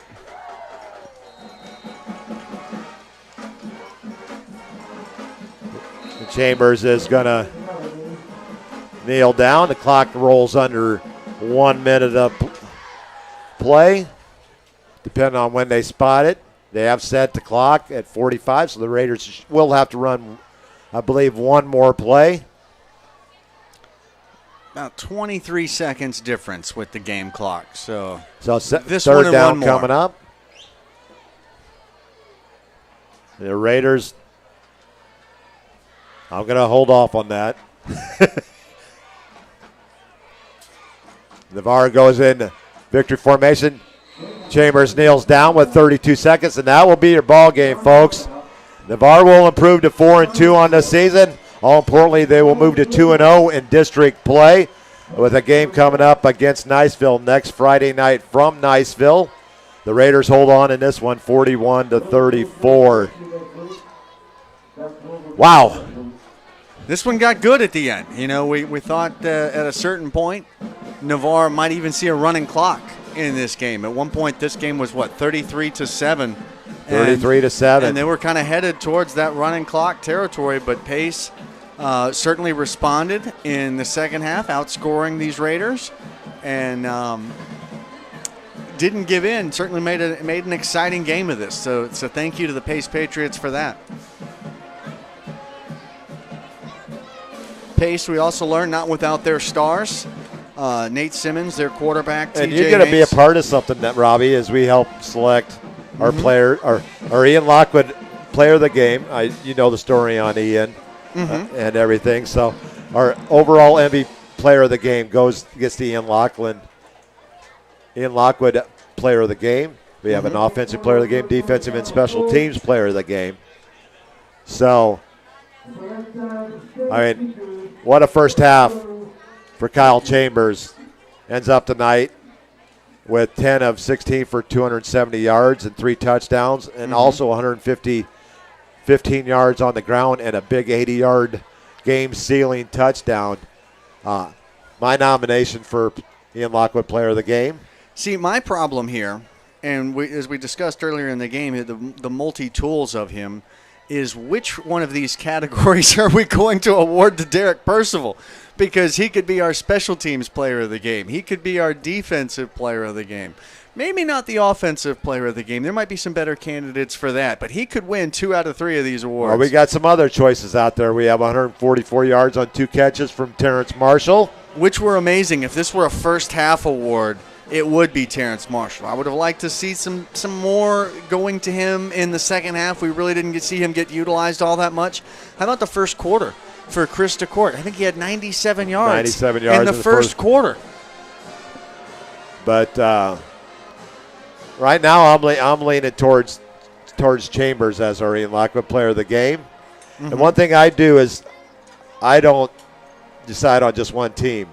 We go to both teams when we're selecting our players of the game here. Well, I mean, I got to include Nate Simmons. Simmons. Our offensive player of the game goes to Nate Simmons. Absolutely. I mean, this is a guy, again, we talk about multifaceted roles. He's out there returning kicks. He did half of the rushing workload for his team. You know, TJ Haynes, along with a couple other exceptions, but TJ Haynes and Nate Simmons were the running attack for the Pace Patriots tonight, almost 50-50. What were the carries for these two? Was it 23 carries and 24 carries for the other? We had 30 carries for Nate Simmons for 218 yards, and we had 28 carries for 137 yards for TJ Haynes. So, I mean, half of his team's rushing production. And 70 yards on 7 carries for Hicks as well. Right. So yeah, I got to agree wholeheartedly on the Pace Patriots side with Nate Simmons. And a young man we called all night long, I'm going to go with Christian Caballero as our defensive player of the game. And you know what? There's one name we skipped over. We didn't know his name at the beginning of this game. But if we're looking for players who certainly discerned himself, when you make us get up at halftime to go figure out who it is that you are, Blakely Tyre, number 85 for these Pace Patriots. I'm talking about you. Blakely Tyre has got to be a candidate for these as well. Most definitely. And I'm going to go with Christian Caballero as our defensive player of the game. I will grant you that. I agree. Yep. And Derek Percival, I mean, he had 5 punts, 3 inside the 20. You also got a great night from Reese Griffith. That 56-yard punt Percival had. That was amazing. We can go with both kickers. We can split it, Griffith and Percival. I'm not going there because you don't like split, do you? No, it's not that. We didn't get to see Griffith showcase his skills. We didn't get to see him showcase his leg. 4 for 4 on extra points. On extra points, but I wanted, with all that he has been built up, I needed to see at least one field goal. 6 kickoffs, all 5 yards deep. All touchbacks, yeah, absolutely. I give him all the credit in the world, but it's points on the board, and I would have liked to see him have the opportunity. He didn't have the opportunity. And Derek Percival with the 2-point conversion. That's true. At the end, so that's true as well. I say our special teams player of the game goes to Derek Percival. I'm good with that. So there you go. Percival, your special teams player of the game. Your Ian Lockwood player of the game, Kyle Chambers. Your offensive player of the game from Pace, Nate Simmons. Our defensive player of the game, Christian Caballero. We'll be back on the air next week from Pace at 7 o'clock, kickoff Central Time, Okaloosa County. All kickoffs are at 7 o'clock. A big district matchup between Niceville and Navarre. Niceville struggled with Gadsden County tonight, so they showed that they are human. So it sets up a big battle where Navarre leads the series 8-3. Also, some things happening, behind the scenes with Niceville, with figuring out what happened with that ineligible player. So we'll have to see, does that carry anything over more into this week? Hopefully not. Hopefully Niceville will be able to get back to being focused and kind of being the top team in our league. Most definitely. Well, Robbie, I want to thank you for filling in tonight. You switch over from the camera to the booth, to the color analyst position. Bob, we wish you were here. We understand why you're gone. You got your duty calls. But we'll welcome Bob back. And the teachers' meeting, is that down in Gainesville? It might be. I think that is down in Gainesville. So, hit up some Satchel's Pizza for me, Seminole Bob. And we want to thank our worthless Buckeye Mike. Thanks for Mike for filling in tonight for us. We always appreciate you and your lovely bride Ursula. And it turned out to be an exciting game, Robbie. 41-34, 75 points. Great your inaugural football broadcast for the Navarre Raiders. You have stepped in at times to give Bob a break during games, but this is your first game behind the mic. How you feel? Very comfortable, and it's because I'm with the best. No. Because I'm with the best. I'm going to give one more shout out, and that's to the Navarre fans that made the trip over here to Pace tonight. Traveled the 34 miles. They certainly were rewarded with a game that was a fun first half and got exciting in the second half. So, and most of all, I want to thank all of our viewers out there wherever you're at on the World Wide Web. We've had from Arizona, Wyoming, all over the United States. Probably even had some from overseas as well. I know my good friend Todd checks in from Sweden from time to time, and we appreciate you. This is why we do this, so that you that can't be here feel a part of what we have going on at Navarre High School, a great program. Coach Jay Walls, 86th victory in 109 games. Pretty darn good at 86-23. And actually 24, so 110 games. And, wow, we just thank you for allowing us to bring Navarre Raider football into your homes wherever you are. Absolutely. Second that, and wherever you may be in the world, we hope you are safe and want to thank you for serving our country. Well, there you have it. Navarre holds on for a 41-34 district win over Pace on the road. Until next Friday night.